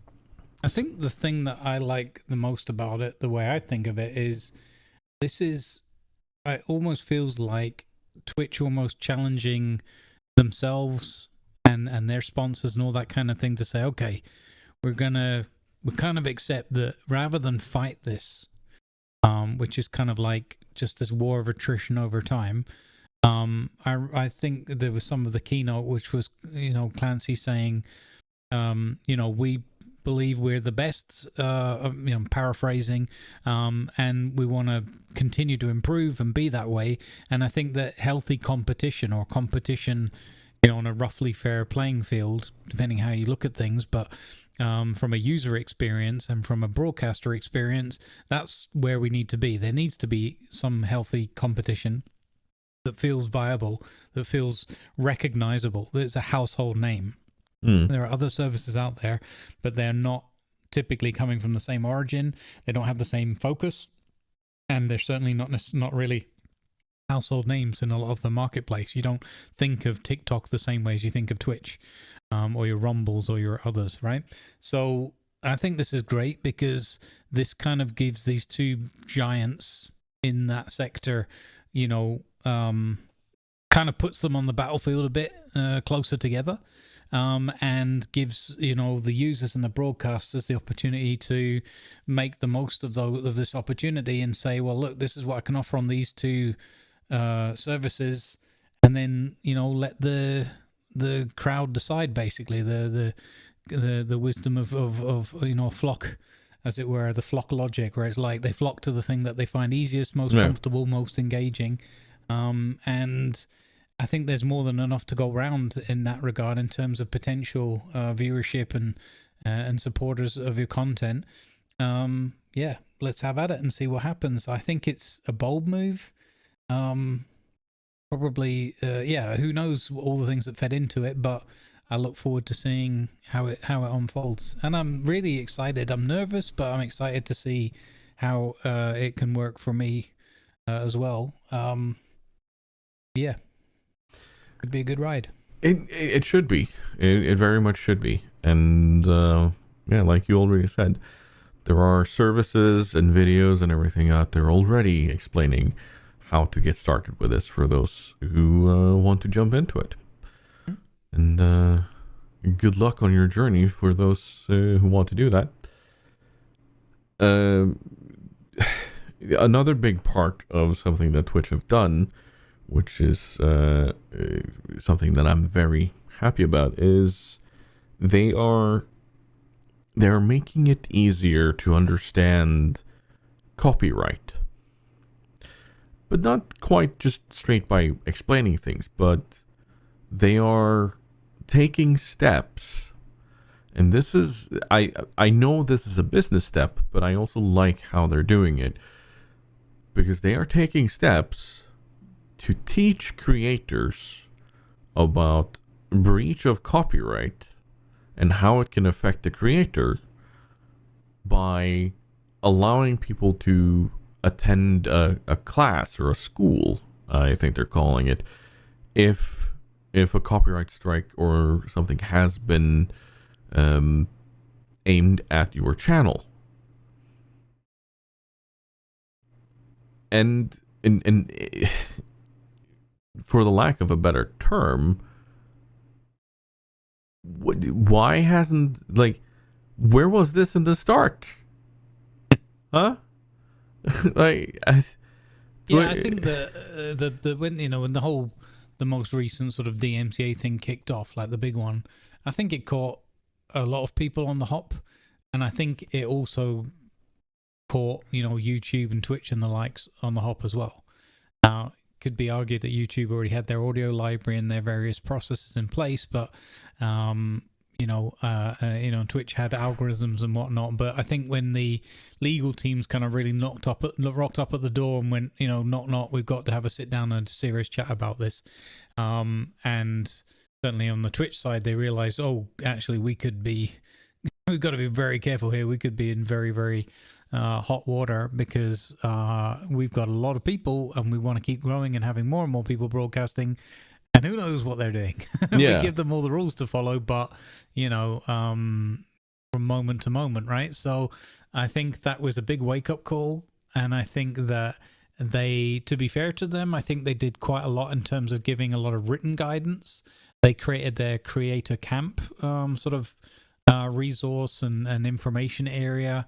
There was a lot of guidance. They had this kind of didn't really work very well, kind of their own music library, kind of equivalent to the audio library on YouTube. That didn't, it kind of fizzled out, and they were like, no, this is going to be way too complicated and expensive and whatever. And so I don't quite know why they kind of gave up on that. But anyway, and working with software providers to separate audio out. And so there's a lot of things that have gone on a technical level, and a lot of things that have gone on a fairly detailed informational level. But this is now they've reached the point, and I agree with you, Tiger. It's a long time, but I think that trying to find a way to explain to non-lawyers, very busy, very easily distracted content creators, how this stuff kind of works, what the do's and don'ts are, and help them kind of learn their way through it, be guided through it. I think that's very complicated, and probably every single word of that needed to go through legal departments multiple times over, and probably get vetted by external parties or whatever. Maybe even go through government loops and whatnot as well. I don't know. So I'm not surprised it takes a significant amount of time. The fact that it turns into multiple years, that's legal processes, I guess, in business these days. The fact that they've now got this, as they call it, copyright school, and they can not only walk you through these things, but also offer some additional guidance and education in the case of a copyright strike on your channel, and give you even an opportunity to learn and take a quiz, and if you successfully pass the quiz, to have one strike removed with a refresh every 12 months. I think that's pretty cool, considering it doesn't take very many strikes to get you shut down, Yes. However, here is where this is a business decision. Because as soon as they have this up and running, they can go to the creator and say, right, you need to complete this in order to be allowed to go back. And they can also then go to whoever comes with the copyright, because this is technically on Twitch to deal with. So people could go directly after Twitch and say, this has been broadcast on your platform, this is on you. But Twitch can then go, yes, we will fix this, and then they can take this back to the creator and go, okay, you need to sign this. As soon as that's signed, the blame falls fully on the creator, which in and of itself sounds logically sound, yes. But whenever you're on a platform and you are creating revenue for someone, or you'd think there would be kind of a mutual understanding of, we want to work together. So this is both them covering their backs, but also it might actually be fully help for creators. But there is a certain part of me that is very cynical in this, simply because I've seen what Twitch have done previously. I've seen what some other platforms have pulled previously, and we all know some of the language barriers that Twitch have put in place for certain things that they tried to implement, that were there simply because they wanted to have more coverage for themselves. So there's definitely an element of business smarts here. There's no doubt about that. But I don't want to put that on Twitch as me accusing them of anything. But I want people to be aware of where this is coming from. This is not just because Twitch are saying, "Oh, we want to protect you and be kind to you." No, they want to protect themselves in this too. Just so people are aware. No, I agree with you on that. I mean, it does say specifically in their announcement that you're eligible to attend, so it doesn't strike me as this is enforced or whatever on Twitch's part, but you're right, they would use it in part of their argumentation to say, look, it's not our fault, we're providing everything we can, we're going above and beyond. These broadcasters don't do it. We don't want to see people in trouble, but if they're going to consider, keep going against TOS and whatever else, in spite of all of this plethora of tools and information that we give them, then that's on them. And I do agree with you in terms of, the reality is they're a for-profit business, and business doesn't, it's not a person, it doesn't care, it just needs to make its money and make the ends meet and make a profit on top of that. So I welcome the move. I also see both sides of it. The other thing that I would throw in, not as a counter argument, but one thing that always concerns me is, what if there's just enough people, or some really blatant cases like those people that were playing movies a while back when that became a short trend? What if you and I were sitting and we woke up one day and the news was Twitch has been shut down till further notice because 69% of people were playing copyrighted content? Yeah. So I feel quite angered by people who blatantly utilize copyrighted things and try and work around or find excuses and reasons why it's okay. So I'm more annoyed by people that are, and some of them will just be ignorant of it, right? But ignorance is no excuse in that extent. I don't think this is a topic you can afford to be ignorant of. If you're going to get into the streaming space, then should be capable enough, or you should have people around you who can say, okay, look, these are the do's and don'ts. It's on you. You are running your own small business at the end of the day. And if you're going to run a small business irresponsibly, just because it's digital, why should you get away with these things, So I see both sides of it, but I'm also very nervous because I've seen even people I know that have started going back to the whole, let's just play copyrighted music as long as it doesn't go to our VODs. Yeah. Several that do that. Yeah. It annoys me. It winds me up no end because you're breaking the TOS. It's that you're not allowed to do that. You don't have the right to use that as part of your entertainment. It's not a live performance as in you're performing a song or something. And even then you'd probably have to have specific rights, but at least you'd probably be a music channel or something like that. You're just sitting playing a video game, playing copyrighted music. Yeah, and it's not on. It's not transformative enough to kind of say, oh, I'm doing something different for it. No. You are not doing something different with the music and using it as part of telling a story in a video essay or something. Yeah. For those who do that, sure, there's a certain transformative element to it. For you, it's background noise. Yeah. And that's where that changes. It's not fair use when you play a 5-minute popular song. That's not fair use. So I have my own views about copyrights and that whole all the other stuff that's a completely different discussion. Yeah, exactly. Yeah. The bottom line is with the framework within which we move and what's sort of legal and correct and within TOS and whatnot, it really bothers me that well-established popular streamers are doing their thing, but utilizing all of this copyrighted material and just flaunting it like, but it doesn't go in my VODs. Yeah, but live takedowns happen, and that's still look at the AI and everything. It's only going to get worse, right? Yeah, it is. It's how long is it before people are going, oh, this is great with all these Tangier bots, and then the next thing you know, Tangier's like shutting you down because it's they're using the same algorithms and the same logic to read out exactly what you're playing live. It's how long have we had apps like Shazam on our phones where you go, oh, what's that song playing? You press a button, it records 10 seconds of it and goes, this song. Yeah. That's it. You could be taken down. Oh, you've been playing an hour. Here's the track list you've played for the last hour. Oh, and you've done this 7 days this week. Bang.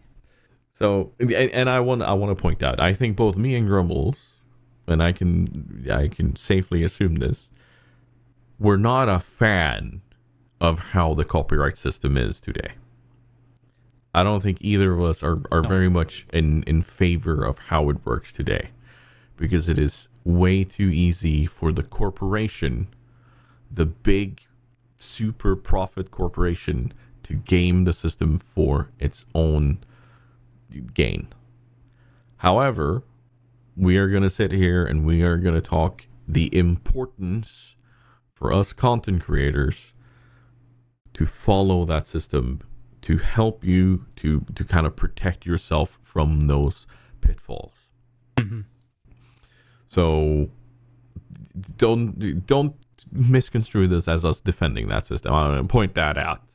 No, not at all, not at all. My point is essentially, please don't flaunt or antagonize within that system, because you're putting all of our sort of livelihoods, hobbies, whatever level you do this to, you're basically pushing that possibility that one day someone says, okay, we've gathered this information and analyzed it with computer systems over the last 3 years, and the consensus is there's way too much of this copyright infringement going on. But I'm just one person. Yeah. Look at our climate. That like there are so many things in our world that are at that point because we have way too many people saying, "Oh, but just one person won't make a change." That's the issue. Yeah. That is literally the issue. So don't be that one person who makes other people go, "Oh, I'm just one person," you know. Just you know, do your thing. Feck's sake. Yeah, no, that's another horse whipped. There you go. I know we've ranted a bit about that before, and we will probably rant about it again. Yeah. However, other things that we will do again and again is charity. Yes. I'm straight. Yeah. Talking of things that we could use everybody to be that one person. Yeah. Now here we go. Like, that's a different twist on it. Yeah, exactly. Be that positive person. It doesn't mean you have to give funds. It just means you can be there, you can lurk, you can hang out, you can bring a pun with you. You can spread the link. You can spread the word. Right. There's Just even bring some loose raw material with you that I can happily workshop for you. Actually, no, don't do that. And Tiger loves it when I workshop my jokes. No, I really don't. I really don't. And Twitch have just reiterated and freshened up a lot of their guidance and information regarding fundraising on Twitch, whereby there's no piece of the pie or whatever taken by them, and you can just use it using all the familiar buttons. Instead of the subscribe or gift sub button or whatever, you can use that button to donate with. They're adding vetted charities and things to the list all the time, and they're just giving it another push just before the end of year, the holiday season, Christmas, whatever you call it, whatever you believe and celebrate. And it's just it really pleases me no end as somebody who likes to regularly contribute to charities and running the pledge fund and whatnot, and I know Tiger's doing things in his own way in a similar ilk. It's just nice to see Twitch not just throwing this in as a like, oh look, we did a thing, there's a button, that they're actually bringing it back up, bringing it back into the foreground, freshening up all of their information about it, providing you with additional updates. In the partner update, it was listed, there's things on the website and the blogs and whatnot. So yeah, if you're interested or not sure how to go about doing these things, we've seen a number of streamers that, in sort of circles that I move in, who've just started picking up some of these causes and utilizing these links and features on the Twitch platform. And it's just really heartwarming to see people giving of themselves and of their time, and making it possible to raise both funds and, of course, that all important awareness and get the word out there that there are always, sadly, but truthfully, people in need every day who are in a typically worse scenario. We all have our own woes and our own journey and paths to go through, but we all know at the same time that probably 2/3 of the world human population live in poverty or some degree thereof, extreme difficulty, and it's just nice to see Twitch not just kind of throwing a feature out a while back and giving up on it, but actually just reminding and putting that out there, especially as there's always newcomers to the service every day as well. So that was very pleasing to see. I just hope that they keep working on finding more charities outside of the U.S. and I can already say, just by looking at it, because I've got it in front of me here. I went into my charity tab on my creators page, and I can already say that where I normally would find nothing if I, for instance, added the filter Norway, and fair enough, we're not a very large country in global sense, but there's still a lot of streamers in Norway that want to do charities for Norwegian charity workers and so on. And I can already say there's stuff here for like what's that one? That's actually like the YMCA in a city in Norway has a charity part in the Norwegian filter on Twitch, which is charities, and there are others in there that I also recognize that are very, very good charities. But I want to see more of them, so I'm hoping that there will be bigger or the ability to kind of, for instance, the Norwegian Cancer Association. Cancer Society, NCS, Kreftforeningen, as they're called in Norwegian. They're the ones that I do a charity for every year, and I'm hoping that we'll be able to see more of those in there, So hopefully Twitch keeps that going, and they're able to bring in more and more charities that are local, because as important as it is to support a global cause for certain people out there, it also helps to have the passion of the creator. Like I can easily sit here and be a champion for a cause, but it's going to be so much easier for me to be a champion for a cause that is near and dear to my heart. If I know that the stuff I'm putting up a charity for goes to helping save the children here in Norway, then I will be, there might be a tiny bit more extra glow there from me, and I know that will apply to others too. So I'm very glad to see that they've updated that filter and reached out more. That's good. It's very good. So thank you, Twitch, for that. Please keep working on it. Yep.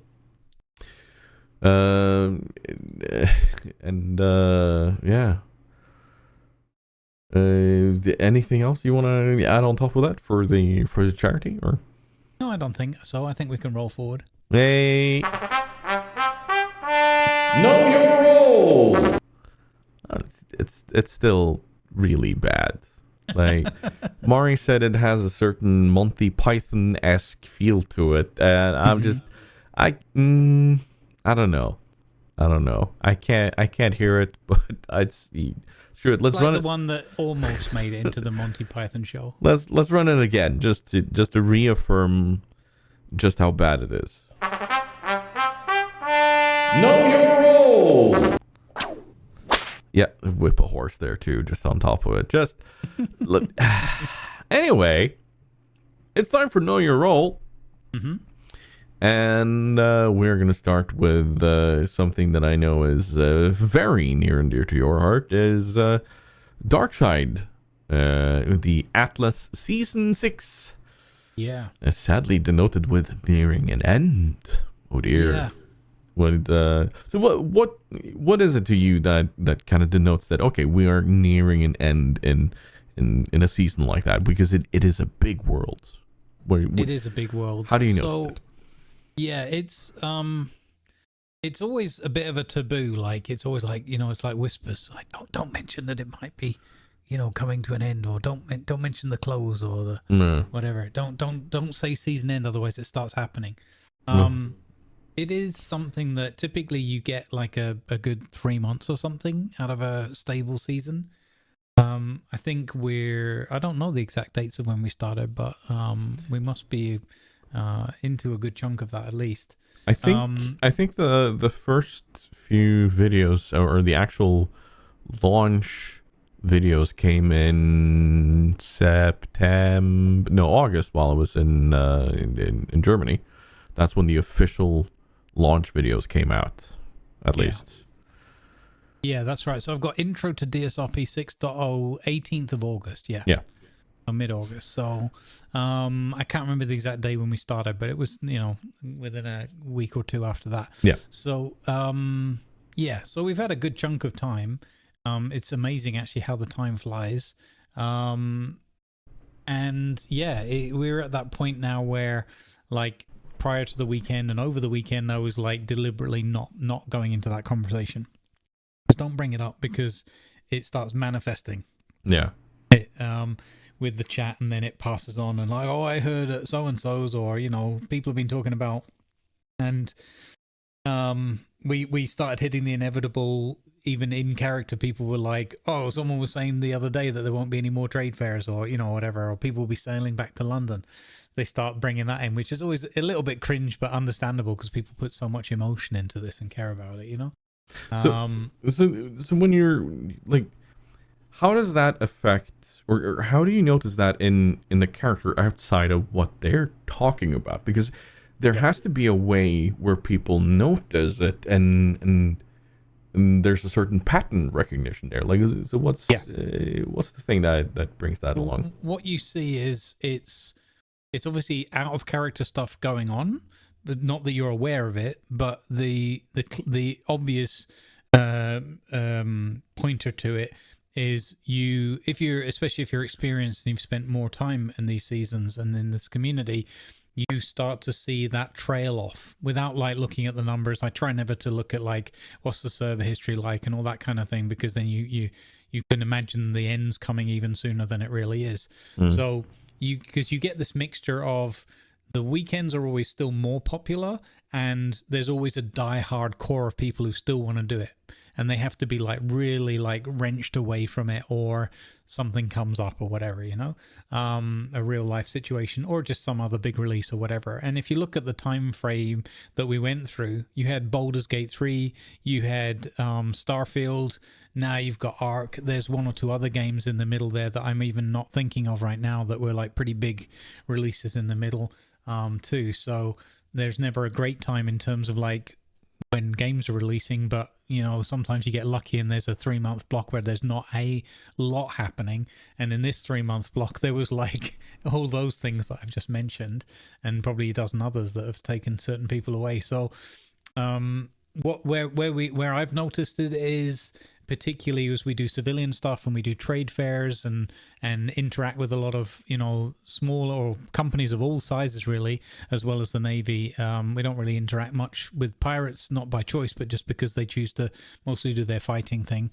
So what's been obvious to me is that trickling of people leaving. It kind of hits a point where it's like it becomes obvious there's not very many people here. At a trade fair, the first 5 or 6 hours of my stream will be very, very limited in terms of population, and then it starts to pick up a little bit as you go into the US prime times and things like that. So that's one of the indicators, and the other is just how to phrase this. The kinds of stories that are still developing. What you start to see less of is characters that have a long-standing arc or an arc that they're still moving through, and you get more of the improvised. And this isn't to criticize it, but it's just you see the distinction when you have experience in role-play scenarios. You get more of that kind of ad hoc, light-hearted, comedic, conversational stuff, which is good, but it's better when it is a moment of comic relief from the other general arc and development and path that a company or a group or an individual is taking, if that makes sense. And so the kinds of conversations that you get into roleplay wise become less about the character and their lives together and their interactions and just conversing and living in that world, and become more about you know, oh hey, look at that funny pigeon over there kind of thing. There's nothing wrong with that. I like to have a nice blend of the two. And when I start seeing that there is more volume of the like, I don't mean this in a derogatory way, but kind of like the filler or the stopgap pieces that you get, the comedic relief, the comic relief, and it's not interwoven into some other sort of development of the path the characters are taking, that's when you kind of start getting the first hints, and those are quite subtle. So they've probably been there for me for a good sort of 2 or 3 weeks. You just start running into the more immersed and involved characters slightly less. And sometimes you just run into people that are doing that often, but they're just not in that mindset. You know, they're kind of there because of their commitment, sort of thing. And I worry sometimes that that's maybe how I'm expressing things with Pete without meaning to. You know, some of it you can't control. It's just subliminal and it bleeds in kind of thing. So yeah, it's, you never know when things are going to end, but this last weekend with the trade fair, you could definitely feel like that difference was palpable. The numbers were down, and the majority of the conversations and role play was more ad hoc, more kind of stopgap in nature. So is this because, like, whenever any of these projects start out, people have their own goal, something they want to achieve, something they want to get to do, something they want to build up, and then it's like, yes, now I can just live the legacy of this until the end. Is this because people have reached those limits, and then they're like, okay, now we can sail off into the sunset? Is that a natural assumption? I think that's one aspect of it for sure. It's one of the regular, like the consistent ones that you see in any of these kinds of seasons, and it happens on all kinds of servers, all sizes of communities. It just has on Darkside, because it's a big healthy community, you typically can weather that a little bit better, because there's enough people filing in and out, and enough the consistency to kind of keep going and keep delivering and developing a story further. On other communities, it's a lot harder, because things like a recent mini season of Nordheim Conan with the Age of War didn't really deliver that much cool new content, and people were bouncing all over the place because of all the other games, the Baldur's Gates, the Starfields, and that kind of thing. So it just kind of flopped, because people were like not really feeling the mood, not feeling the vibe of committing to Conan, because we'd done another big season not that long ago with the Age of Sorcery and all that magical stuff, and the new golems and all those kinds of things. So that was a lot more variety and new stuff, fresh content coming in. So people felt that good balance between the stories they want to tell and the arcs they want to take their character through, and the interactions that they can have, as well as the comedic relief stuff, as well as some new underpinning content that's there too, that they can learn and are interested and intrigued by.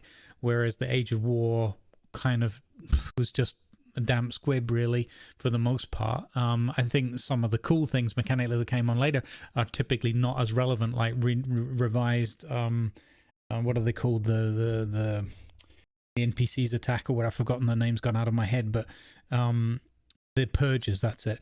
A lot of that's not really relevant on a roleplay server. You don't typically have that, so it didn't give as much interest and intrigue, and therefore people had to just rely on their own stories and arcs and everything. And with all the other distractions going on, you got a lot more kind of people just dipping in for a day or two and then going, oh yeah, there's nothing really different, or I don't know where to go with any of this, so I'm off kind of thing. Like we just did this 5 minutes ago kind of feeling. Yeah. So, and I think for Atlas, it's obviously, we waited a long time with a lot of the problems with the updates and grape shit, shot, and all that kind of stuff. We finally got there, and then we had all the other technical issues that we've talked about already, so I'm not going to whip that dead horse again, but I think the mixture of all those things, plus all those huge releases coming out, because they weren't just like normal game releases, they were like, massive in terms of your attention and influence and all that kind of stuff. And yeah, I think those combinations of things just was enough to make a significant dent into what would be the typical commitment level for a number of players. And then the other point that you raised is could say the other nail in the coffin is a lot of the the combat groups have kind of done their thing. They've had all their, they won a fight, they lost a fight, they won a couple more, they lost a couple more. A few people were tried or executed, or and they've done those things, and then the interest wanes. It's kind of like, well, how many times are we going to go out and just fight these same group of people again and again and again?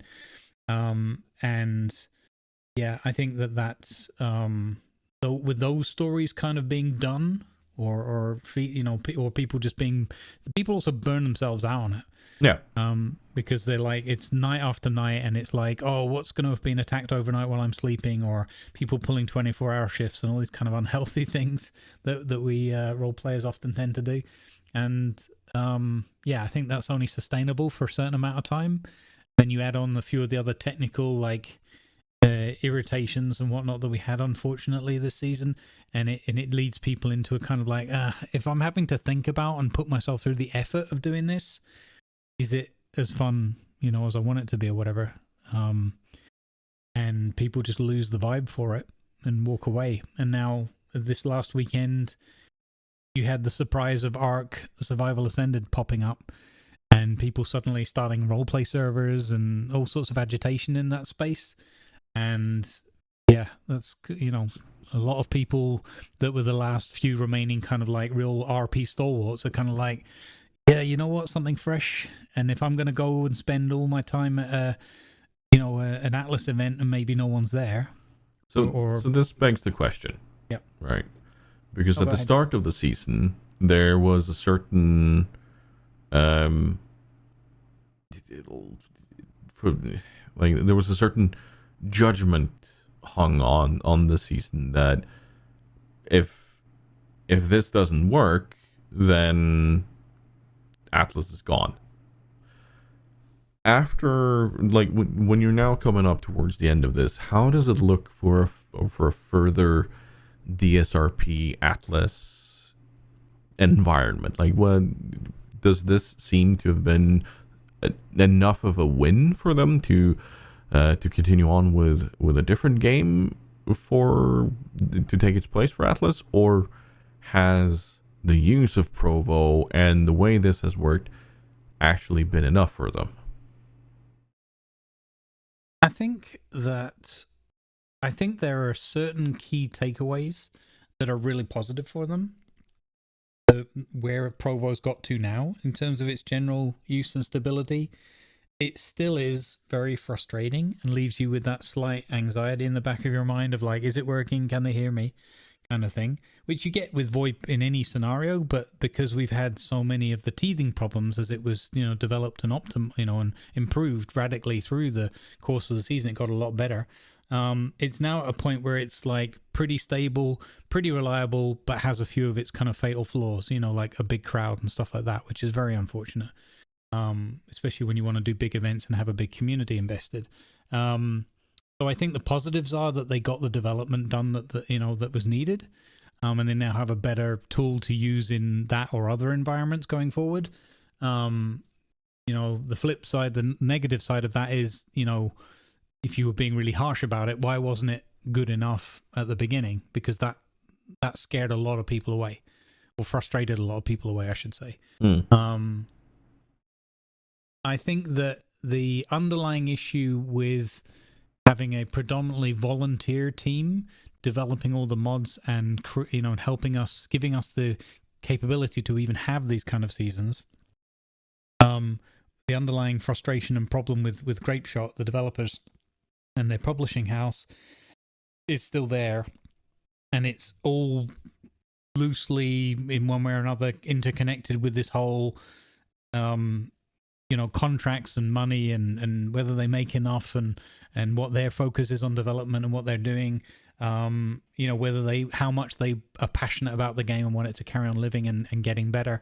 We've talked about this to death, right? But it's been a horribly mismanaged product, probably the worst one I know of that I've personally played and had an emotional investment with. So Darkside's position hasn't changed from the point of view of we simply are not going to spend the time and volunteer energy and our own money and whatnot, heavily working on fixing these things and making a season possible, at least on the same scale. Because it's a lot of servers, it's a lot of maintenance of all of that and all the modding and that goes into it. So their position is cleared. Then as soon as it's fundamentally broken and would need like a whole scale redevelopment and fixing of all things and all the testing and that goes with it, they're not doing that anymore. It's done. What they've hinted at is or I should say Venalis has hinted at, because you've got to be careful with Venalis. He says a lot of things, but he's a bit of a meme lord. He's like, well, we might do a whitelisted smaller server, so like a much smaller grid but big enough with a whitelisted community where you could have a guarantee of quality, a guarantee. Maybe they do things like they do on Nordheim, where they get people to whitelist, apply for whitelist, and also verify their microphone quality and that kind of thing. So these kind of things so to try and up the immersion level, albeit with a smaller subset of the community or whatever. In the end, they've intimated that they would be, willing to do that, but that still means that they don't need Grapeshot to come in and just, spaghetti code them into non-existence again. So yeah, the time will tell. Ven's just had a baby as well, their first child, so that's a big distraction from running the team and all that kind of stuff. So yeah, and now you got things like over the weekend they started up the ARK server.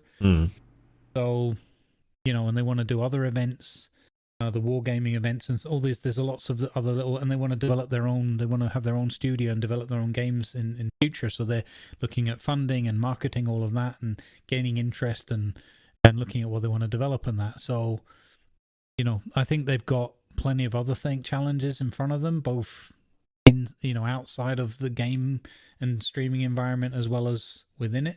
So I wouldn't hold my breath on another season, but I wouldn't count out that we might get a whitelisted, mini season or season with a, with a smaller cast kind of thing. It's possible because Atlas has the huge advantage of the multi-server grid system, which most other games don't have. Yeah, indeed. And it's a system I would love to see more games have available, but that's a different conversation. Yeah. DSRP is known for its immersive roleplay stance. So here's my question to you regarding that. When is it okay to step out a character? And I don't just mean in Atlas. I mean in any immersive roleplay. I had to take a drink of water. So it depends on, in my opinion and experience, it depends on what circumstances occurred and the individuals involved in that, how they're able to sort of emotionally manage that circumstance. So an example would be, the doorbell rings or you get a phone call saying, or your dad's slipped and, broken his arm, and can you come down to the hospital and help? Or, simple examples where you need to go, you need to step away, and that might be quite abrupt in character if you're in mid-conversation or whatever. So okay, so firstly, I guess the first thing is it's always okay to step out of character whenever you need to for whatever reason. The tricky part is how you manage that. you convey that. What I am never a fan of is people having an emotional outburst, in game. Especially that I've seen that in two different ways. One is when a player's character starts acting oddly, and it's because of external factors, but it's obvious because like this is not how this character would behave. That's very jarring. It happens, and you have to just deal with it. And then the other one, which is probably worse, is when people just completely break character and they're kind of like, F you, mate, hate you, or whatever. I've experienced both of them, not as myself, but I've been witness to them. And I've also had to deal with some of those things out of character or like afterwards, like the aftermath of those kind of things. It happens because we get very emotionally invested in these things, and the majority are not trained actors or having that level of emotional intelligence and abstraction that that they can just completely switch off or ignore things that might trigger them. In fact, the vast majority don't have any of those kind of experiences or skills. You see a lot of comments from people from time to time where they're completely scared off or completely upset, or which is unfortunate, because that's one of the things DarkSide does very well. You're trying to create a safe environment where people can act out these abstract non-entities, as it were, these non-beings, but try to fill them with life and make them feel real. So that's kind of, I don't know if I hope that's clear enough of an answer. I think it's always okay if you're uncomfortable or something pressing comes up that you need to deal with, regardless what it may be, you feel the need to deal with it. That's what's important. You have that imperative. You have that feeling of like, I have to step away immediately. That is never a problem. Ideally, you're able to have the wherewithal to say, oh, I just need to step away. I'm very sorry to break off. Something's come up. And then you just walk off. Get out of scene, log off, whatever you need to do. For me, it's... How do I phrase it? It's not okay is the tricky word here. It's inevitable at some point that something will emotionally trigger someone and they'll have a reaction to it. And I can't really fault people for having the reaction they have. That's we're just emotional entities. That's part of our makeup, our DNA, whatever. It's about how quickly you can get a handle on that. And in some cases, you need someone else to help you. Somebody might have an outburst, and someone else who they might trust or maybe even don't know might be able to find just the right words to say, oh, I think you need to go, or we need to leave, or, get everybody away from that person so that they can deal with that moment they're having. So it's not really a question of okay, it's just ideally people find a way to express themselves or just turn around and walk away. Ignore everybody. You could be crying your eyes out, whatever, something's really triggered you, just walk away. Say nothing. Don't even open your mic, just walk away. Close provo, don't listen to them. Go around a corner of a building, log off. You're done. That's the ideal scenario, and then there is all the humanity and human reactions that might get in the way of that. Yeah, I want to bring up something.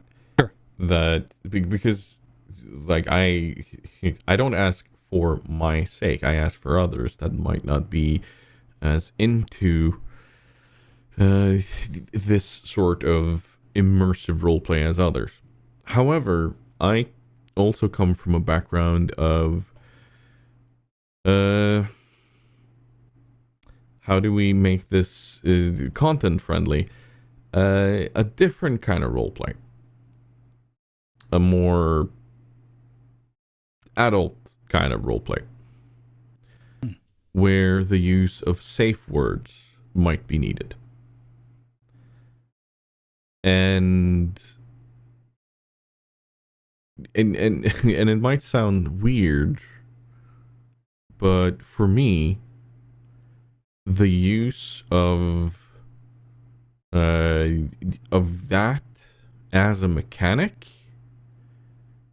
instead of trying to have the wherewithal with you at all time to kind of maneuver your way out of it, that has to be an option for me. And I'm not talking about my necessarily type of roleplay, but in any immersive situation, like you said, you don't know where the trigger's going to come from, and if it happens, there needs to be there needs to be an okay with just kind of magically disappearing, and then I'm just like, how far are people able to go with that before they just need to fully break character? Like, it's different from person to person here, but this is why I'm kind of bringing it up, so that people might be more aware of their own sphere, their own limitations in this. Because like you might be in a situation where a conversation is brought up by and in character by someone that is a direct psychological trigger for someone, for a deep-seated memory, or like we're talking a severe anxiety, severe phobia, or even just, you know, like there could be so many things. And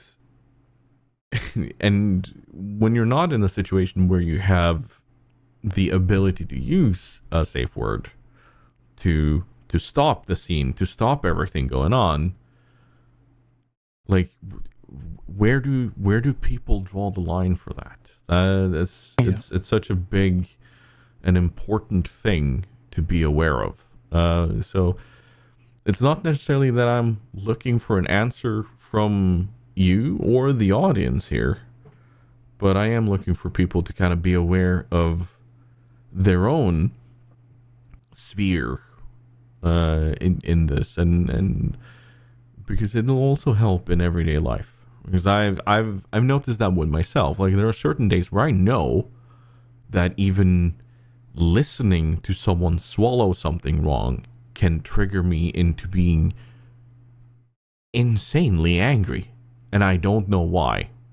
But if I notice that, then I need to be aware of that and be on top of that. But people might not be that aware, sadly. So yeah, like it's. I've had one just from a role playing experience point of view. I give you like one thing is which I think relates to an element of what you're saying, is that like ERP, like erotic RP and that kind of thing, is almost always just outright banned. It's like that's against the rules. None. Zero. In the same way, there's usually either zero tolerance, and I want to be clear here, I'm not interlinking these two topics. This is a separate topic, but it's another one related to emotional and triggers and things, right? Yeah. It's almost always against rules to play a child character, or at the very least, it is on admin approval only. So you have to apply for it, explain why, go through specific rules and setting things that the admin team have and that before that's allowed. But typically it's just no, right? So those are just two discrete, not interlinked, but discrete topics in, you know, obviously because interlinks could be an issue, as well as other things like violence and vulgarity and whatever else. I think that I've had one very specific experience where and this is like a more of a, I wouldn't say gray area, but it's a tricky area where lewdness, so characters being sort of smutty and lewd and a lot of innuendo, that can be really tricky. We use a little bit of innuendo. Everybody loves a little smirk. Everybody loves a little 69 nice somewhere in the middle of a bit of role play or whatever. It makes everyone chuckle. It gives it a bit of light relief. But there are times just I was thinking about an older example, which is the more prevalent thing I'm going to bring up, but I just had one this past weekend actually, where there were some characters being quite lewd, in Atlas RP, and they were very familiar with each other, spent a lot of time together, so there was a degree of trust between the role players, and it was a familiar thing between the characters as part of their characters' kind of behaviors and whatnot. But it was something that myself and Pete are not exposed to very often, and Pete doesn't mind a bit of lewd and the ladies' night and all those kind of jokes. But they were going on and on about very specific, like, lewd terms, and I was kind of like, okay, I only need to hear hot and wet with all matron kind of, you know, phrasings, and I only need to hear that phrase going back and forth between, you know, two characters so many times in a row, you know, in a short space of time. It's like, you did that joke. You just, you know, I know I don't want to get into the whole thing about repeating a joke all season, but, you know, you did that line. Now you don't need to repeat that line, you know, 3 minutes later and then 5 minutes after that and so forth. But that's not to criticize the people. It's just, and that was like hitting my tolerance level. So my reaction was like, okay, this is not, I don't think this is particularly funny. I don't think this is something that Pete would be engaging in. It doesn't have a particularly there's no end to this. This is just repeating words that are smutty, because I don't know, that's what those characters are into. So I just walked away. I had Pete walk away because there was nothing for Pete to engage in on it. It was just, we did those jokes 10 minutes ago. Yeah. You know, so that's one example. But I had another one, which is more relates to some of what you're saying, which was where there was innuendo and a scenario where I think it was quite late at night, or like many hours into some light role play. It was in a PvP role play kind of setting, so people were somewhat on edge anyway because there were big tribal wars going on. I'm trying not to be too specific because I don't want it to have people feel call out or whatever, but it was, you know, sometimes people can get into this sort of one-upmanship of, you know, you say something a bit lewd, the other person says something a bit lewd, the next person comes in with something a bit lewd, and it feels like it's really agreed, you know, respected kind of escalation without it going off the deep end. Nothing against TOS or whatever, right? And then it got to the point where a certain phrase was used that triggered one of the other people because they had some kind of, like, I don't know, emotional PTSD. I don't know if it was them or a friend of theirs, but some kind of... There was a trauma response. Yeah. So they had this response, and unfortunately, with everyone being kind of tired and on edge and all the rest of the setting, it went over that line for one person where they felt uncomfortable, even though in and of itself, it was just in keeping, in my view, of the thing. Even now, like a couple of years later, it was totally in the context of the, you know, comical back and forth they'd been having in a group of 4 or 5 people. And then because one person became upset, it immediately turned into a 2 or 3 people did the whole white knight thing. You know, oh, this person's really upset out of character. So they jumped on that. And then the other person had the emotional reaction of like, wait, why is everyone suddenly picking on me? We were all just going back and forth all evening. What, you know, why is this suddenly, what have I said that's out of order kind of thing? Yeah. Because they were doing it in the context of their character. So they're, you know, and this is one of the hardest things in role play. In theory, you're entirely in character, and anything you could literally say anything because it's pixels. It's not a real person. But obviously the reality is you can't do that because there are certain taboos, there are certain subjects, and it's the internet, and everybody's becoming more and more sensitive with each day that passes and so forth, without meaning to sound like an old fart being too critical or whatever. But let's also not forget that there are actually real people behind these characters. Yeah, exactly. So there's exactly, this is the point. And whilst you kind of sign into a social contract of trust and mutual respect and whatnot, even if you don't know people, this is why there are rules in place, like you can't have ERP and you can't do this and you can't do that, right? Because those things will trigger people, because none of us are like professional actors or have that degree of training or life experience that allows us typically to segregate that far that we can say, whoa, this is really heavy. Yeah, and there is no safe word in place for that either. Yeah, so what needed to happen in that one scenario was that one person needed to say, oh wow, that makes me really uncomfortable, I'm sorry. And then like, or sorry, I don't know, sorry as in just the kind of throwaway kind of like, you know, break away from the conversation kind of sorry, you know, not their fault. But like, oh, I need to step away. Oh, wow, that, you know, I can't take that one. I'm uncomfortable, whatever, right? And then step away, and everyone feels awkward for a minute, but everybody understands at the same time. Okay, wow, that didn't work. That joking, it went just a little too far, or whatever. Somebody got uncomfortable, and all the role players have a chance to take a deep breath and go, "Ooh, that's awkward." And you all feel it. And then you kind of step back and you're like, right, well, we'll go with our crew back over here and we'll have a chat, and you go and do what you need to do with your crew over there, and you have a chat, and I'll, you know, we'll see you tomorrow kind of thing, you know, and everyone walks away and everybody gets a chance to cool off. Unfortunately, what happened was this mixture of like white knighting, and in this scenario, my observation and the information I had, and I even spoke to the person who'd been offended, that they actually reached out to me and we had a chat the next day, because I was sort of in character or associated with the other person that had sort of upset them and that, and we went through it all in detail with some DMs, and then actually had a Discord call about it to go really through it all, and so I could understand the full, and we came to the conclusion at the end of that call that whilst it was, you know, upsetting and whatnot, that no harm had been intended by either person, and that it was obviously completely unknown to the person going back and forth in the conversation that certain words might trigger this PTSD kind of reaction, right? Yeah. And this person was like volunteering this in their own, they were like, yeah, I can totally see that now, it makes sense, and thank you for helping me get through this, and I feel, you know, a lot better about it now, and we can settle the matter.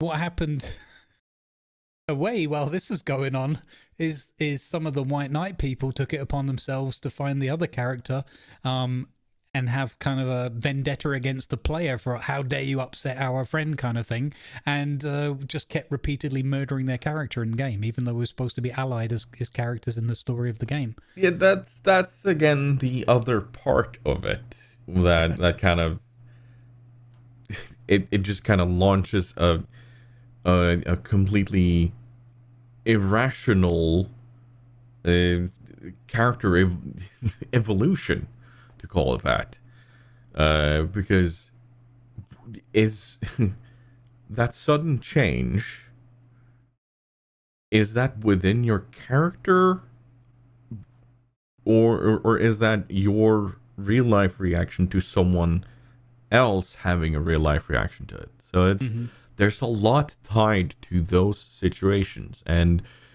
in immersive roleplay servers they can happen, and if you're ever part of that, and this is me addressing the listeners, hi listeners, if you're ever part of something that has immersive roleplay, make sure that the rules set up for it allow you that moment that you need to have respite, to walk away, to disconnect, but also then mediate what happens. Like what was the reason behind it? Where did it come from? What triggered it? And if there's anything that needs to be resolved, that it is done within a good reason, and not that someone ends up being murdered several times in a row. Because there are better ways of dealing with it. Let's be fair. Yeah. This is my kind of prompt to people out there, that have a look at the frames and the rule set that you are within. If you ever end up in such a situation. I would add as well that is, as harsh as it might sound, and it can easily, like, in a sense, boomerang back on me or whatever, and it's not like I haven't gone through these circumstances in a similar way as well. Of course I have, with the amount of roleplay that I do, but the onus is on, you know, you or each person individually you've got to mentally prepare yourself. If something upsets me to that point or whatever, you've got to have that mental, because I know what you're saying with the safe words and the rest of it, but the onus is on the individual to say, I'm uncomfortable, I'm here to have fun. Oh yeah. Or, you know, don't overcomplicate it. I'm uncomfortable, I'll step away and take a break for a moment. Oh yeah, and work out how I feel and how I want to act on it. Like you need to be the one taking that step. Yeah. Like it is unfortunate because people want to say, well, it's the fault of the person who said the thing. Not really. Yes, if they're being malicious, but really whether it's their fault or not is irrelevant. What is relevant, the only thing that counts, is you become uncomfortable, like distinctly uncomfortable, you step away. And you step away as quickly as possible. And ideally saying as little as possible, like, oh, I need to step away. Yeah, and like I want to point out, you do not need to defend yourself at this point. Yeah. If you are already there, just remove yourself from that situation. Yeah, and keep in mind as well, there's a really high probability, unless someone's being malicious, right? And there are people who will just be dicks out there, for sure. But most of the time, that's not the case. Most of the time, in my experience. Rather than try to defend or whatever, you know, it won't necessarily hurt right in that very moment of the sting. But 99 times out of 100, that wasn't intentional. They don't even know or understand what they've done to upset you and why you're having that reaction. Yeah, walk away. That's the best thing you can do, is just walk away. And actually, if in fact, ultimately, saying nothing, turning around your character around and walking or running away is often one of the best ways you can end one of those scenes. And then after you've relaxed and hopefully calmed down or whatever, you can reach out to somebody, or you can get a friend of a friend or whatever to reach out and just say, look, sorry, that topic's just not possible for us. Can we just drop that and move on? Yeah. And the amount of times I wish people would do that, where you'd say, look, there's a topic that doesn't work for the one or the other party. It doesn't matter what the other ones think of it. It doesn't work for one person. It's a dead topic. But you've got to let people know fairly, not in an accusatory way. You've got to say, look, I can't handle this topic. I don't like this word. I don't like this tone or this emphasis or whatever. That line for me is dead. Let's just move on. And that's much easier on the other person, because then the other person at least understands. They might not know why, they might not agree, that might not be what they intended, but they should go, okay, you're uncomfortable, I don't want anyone to be uncomfortable, it's a dead topic, we move on. Some people might feel the need to ask, but why? And then just to try to understand a tiny bit more, and if there's room for it, try to help them understand. But yeah, it's It is quite a big ask. It is asking for people to be emotionally intelligent and emotionally sort of responsible. And that's really especially hard when it's hard for both parties. It's hard for the one that's triggered it, and it's hard for the one that's obviously being triggered. And there isn't really, like, it's not a competition, not there to rule each other or whatever. But the key thing is good and clear communication. And ideally, in as few words as possible, I can't do that topic. I don't like that. I don't want that topic to continue. Let's stop, or please stop, or whatever. And then hopefully that would be reciprocated. 99 times out of 100 it would be. And that one other time, that's why there's report and ticket systems in place. Communication is key. Mm-hmm. Communication is key. And that's where we'll stop whipping that horse. Mm-hmm. There we go. Let's add another one on top of that, There we go. just in case. So then we can whip the horse that we've stopped whipping. Or something. And we're going to round off this episode with the way that we always do. It's something to smile about. And I don't know. Do you want to go first? Sure, I can do.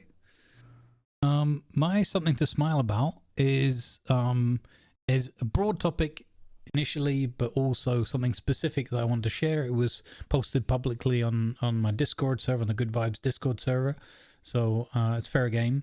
Or I think it will be understood in that spirit, and I know it will be listened to as well, so it's not going to be a trigger word or trigger. And it's community feedback. It really makes me smile many times over, and I'm very humbled and appreciative community members, we're not out here trying to win a popularity contest or whatever. There's all the business and numbers sides of things, but that's irrelevant. What we're there to do first and foremost is have a good time and give people a good time while we're there. Mm-hmm. Put smiles on faces, leave everybody feeling with positive emotions and so forth. And we get feedback to that extent, heartfelt, from community members. Thankfully, fairly often, because I think we're doing a pretty good job of that, respectively. We're certainly trying and aiming for that each and every time we press that button. And specifically, Molly Tov, well known in our communities, put on the 18th of October in the Good Vibes Discord in our gaming channel, in response to some content that Tiger and I have been producing on Satisfactory each week. Shout out to Old Man Falcon for trying to call me out in someone else's live chat today about getting away from live chat so I could go and rest and make more Satisfactory videos. Molly said, okay, I'm quoting here, "I had to stop the latest Satisfactory video after about 15 seconds so I could go and cry with laughter in a dark room. I've been recovering from illness today and it's given me such a boost. Thank you for all the smiles every week, today in particular." And then lots of good vibes and hearts at TigersDen and at Grumbles. And I just wanted to share that. I think it made me smile no end. Thank you, Molly, for sharing and giving your feedback. Continued good vibes and good health to you. And thank you to the community in a broader sense. We don't go there saying, hey, look at me, let's be nice about me, give me compliments or whatever. They might go a long way in Pete's family, but that's not why we're there. No. And I brought this up in particular because it made me smile and it's referenced to both of us. So there you go. Good vibes. I can unequivocally say that I first wiggled my way into the Satisfactory playthrough with a clever use of roleplay, but ultimately I'm just having so much fun creating something that I know people are smiling at, they're giggling at, because I'm right there and I'm giggling and smiling also. And it's not just because I'm creating that game, that gameplay. I know that somewhere out there, someone is gonna put the heel of their palm to their forehead and go, "Oh my God, why are they doing it this way?" But they're also gonna giggle and laugh with us when we get launched off cliffs or miss the jelly pad landings, or all of these things that we get into. So I'm humbled to be part of that, and yeah, no, it's great. It honestly is. Yeah. So that's a lot of fun. So thank you, Molotov, and I hope you'll enjoy many more of these episodes in the future. What about you, Tiger? What have you been smiling about apart from that? So mine is very short and straightforward, but it's like I honestly had a tiny giggle fit when I saw this very short, fantastic TikTok by a Twitch streamer called Kadea.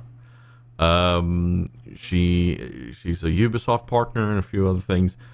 Wonderful streamer, wonderful women's rights activist, and just so straight to the point when it comes to content creation. Fellow ADHDer, but she she caught something on the internet, and she sat down and reported on it on TikTok. That I was like, wait, hold on, because apparently the CEO of Twitch, he streams on his own platform, naturally, as one would do, or you would hope that they would do, so that they have an understanding of what's going on as a creator, not just some guy in the suit up top. Also, could you imagine DJClancy in a suit? Like, I can't see that. He's not the guy for it, and I kind of like it. Anyway, so he has been streaming and DJing and having just chatting and doing other stuff. and he's been working his way up towards those very precious goals that we all want to hit, and it's so that it unlocks that button that says apply for partner. And then he did, and he got rejected. Welcome to the club, Dan. I was like, hold on. You're telling me that the CEO of Twitch got denied partnership? Like, I mean, within me, I know, like, he could easily just go, hey, can we just flip the partner badge on my channel or whatever, and he could easily just get all of these things done. But the fact that he went through it, he built it up, and he applied in the same way that everyone else does, and I'm not sure about the inner workings. Like, I'm not even sure someone went to that channel and saw, oh shit, that's the CEO of Twitch. How do we handle this? Do we talk to him about it? Like, I'm not sure any of that went through. I'm pretty sure that there was someone who went, look at the metrics, yeah, whatever. No, this isn't good enough. I'm pretty sure that is the actual scenario right there. Because who else in their right mind, without being pre-cleared, would deny their own boss of all bosses that check mark, unless it was designed as a script, you know? Mm-hmm. So thank you to DJClancy, aka Dan Clancy, CEO of Twitch, for going through the same thing that many of us did, and good luck on getting your partner badge. Yeah. Hit us up for the partner party. Well, we can give him some pointers if he wants. Anyway, that's gonna be it for this episode. And despite me starting out this episode by not necessarily feeling like I was,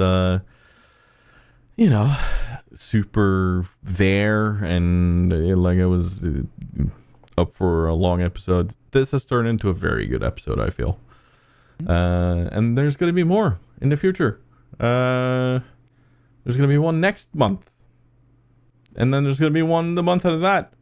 Mm-hmm. And the month after that, I don't know, we'll see. Will there be a season 4? You'll have to stick around to figure out. Anyway, it's going to be a... Join us next month to find out. It's going to be a goodbye from me and a goodbye from Grumbles. Goodbye.